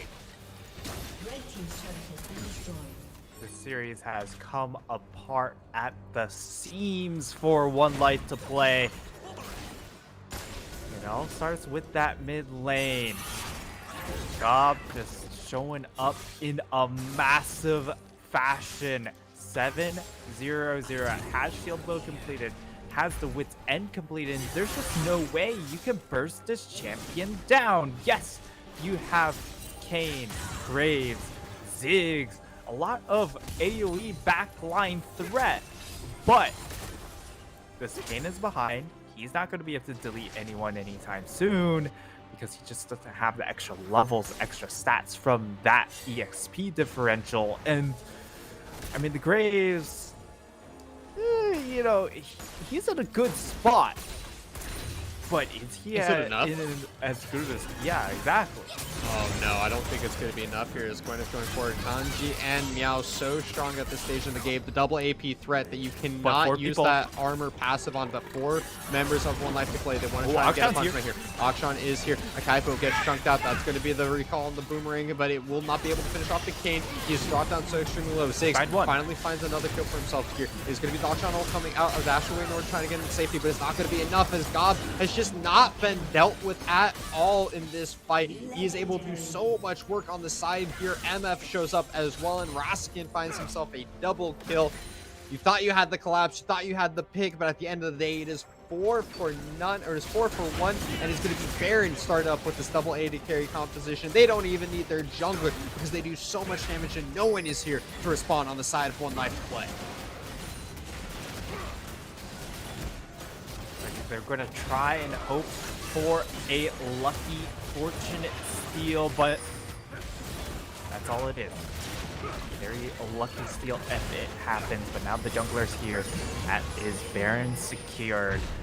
And with the inhib already taken down in that bottom side, if they're able to get access to that lane, there's still, you know, 3 minutes or 2.5 minutes on that inhib. If they win a fight around this dragon, which is coming up in 2 minutes, that's just game over right then and there, because you have the extra Baron minions, you have the super minions, more importantly, getting access, and because you have double AD carry, you destroy these turrets so incredibly quickly. So 1Life2Play, very, very small margins to play around. I hate to be the speaker of doom here, but when you're 22 minutes in and the gold gap is already 10,000 gold in an advantage of EMU, and you have turrets available on the top side that are going to go down here to the hands of Kanji as well, you know, that's now an 11,000 gold lead.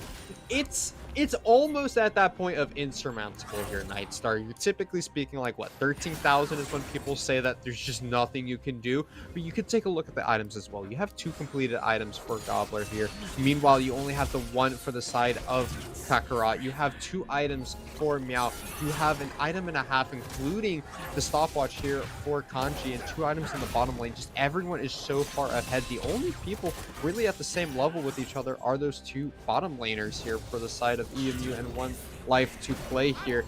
But as you mentioned, there's still the Baron buff. There's still so much going on across the map here. That's going to be a second turret going down in favor of EMU. That's going to be a 12,000 gold lead, and you got to do something here if you're 1Life2Play. You can't just keep bleeding away here, because before you know it, your mid lane inhibitor is going to go down. You already have to deal with the bottom one. There's a Dragon Soul spawning in 15 seconds, and EMU are just running away with this game. They have nowhere to go besides forward in order to try and fight if they want to try and keep themselves here.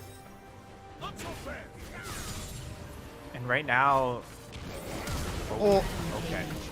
It's style at this point. It's just for style.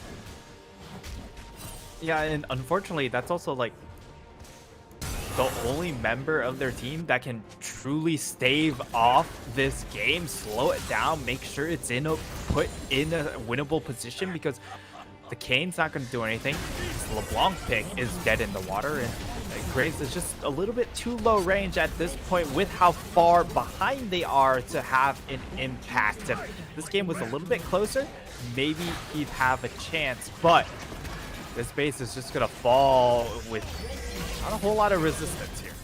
Yeah, it's going to be the first inhibitor on the top side being picked, that second one in the middle being picked up here. It's a desperation play coming in by Kaipo. He's almost able to shut down Rasengan, but not quite enough, as a barely able to survive with the help of that Eclipse barrier. Means that the MF is able to walk away by the hair on her chin.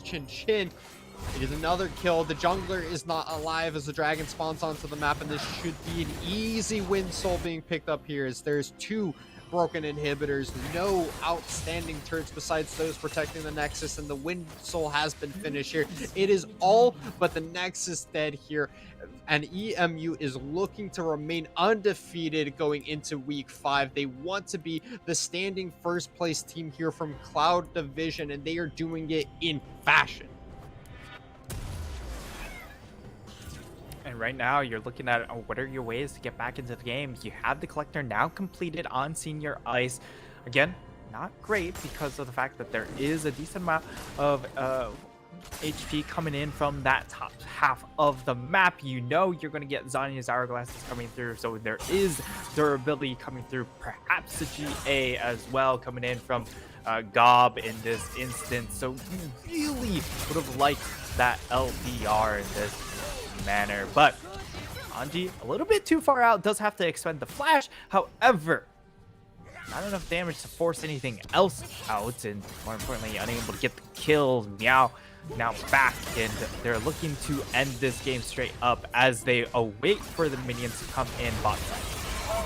It's going to be engaged coming in here from 1Life2Play. This is the final Get play the that kill. they need to be making. That's a shutdown. That's big. Akshan is down. Kanji has to back away here. Does have to need to work to try and buy some health here. It will be Meow that is able to finish off the kill onto Akipo, who goes down at the end of the day for that trade of 1-for-1, but is a huge shutdown here for 1Life2Play here.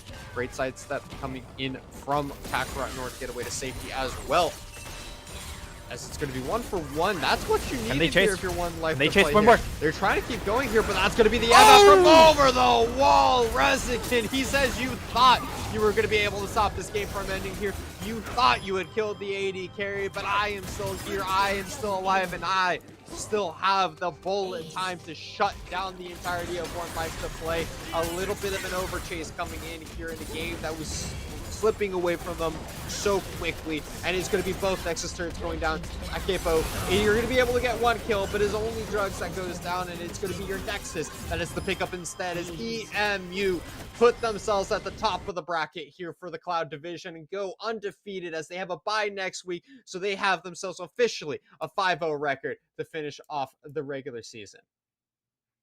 Big congratulations goes out to EMU as they bounce back in a strong way after that game 1. And really good adaptations, right? In game number 2, they had the Lissandra pick. Yes, Lissandra doesn't have that clear, well, we picked Lissandra here because it's a Galio or like the LeBlanc pick to shut down an assassin. It was only a Syndra, and Syndra, while she has a good matchup in the individual lane, the impact was felt from that Lissandra. In game number 2, it was completely in Gob's favor. Not only was the impact felt past the lane phase, in the lane phase, it was so dominant and just ran over the map entirely. And we really got to give both of their victories over to Gob and his performance on the mid lane, not just on the Lissandra, but the Akshan as well. We saw from minute 1 already pressuring the enemy Raptors at the very start of the game, stealing that away, using the heroic swing so aggressively and showing so comfortable on this very new champion that we haven't seen a whole lot of competitive play of just quite yet, because he's not allowed at Worlds, so we haven't seen how he's being played in, comp positions, and Yeah. we can see just how strong he is here. It's not all about providing pressure for the side lanes when you have these roaming mids. It's about pressuring the jungle, not allowing this Kane to pop off, and you got to feel bad for Akaipo in this final game here because he just could not get off of the floor. Was constantly punished by this Akshan Gragas duo, and with that mid jungle synergy, they're able to walk away at the end of the day with a 2-1 victory. Yeah, for the side of EMU, they fully took advantage of that mid jungle duo, and the mid jungle advantages that they were able to garner off of that was just so immense. And yeah, credit goes out to them. This is how you play league at the competitive level, right? You watch Worlds, that's how teams are able to get big advantages because you go through mid lane and then you're able to isolate these side lanes that much easier because of your mid lane advantage.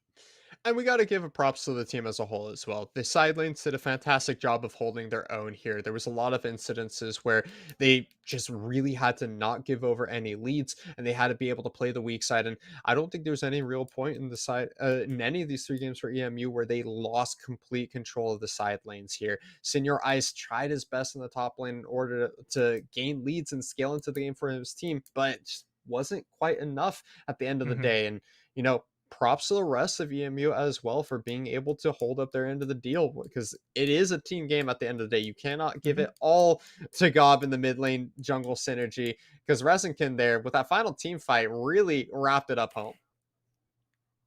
Yeah, he was finally able to get involved in that game.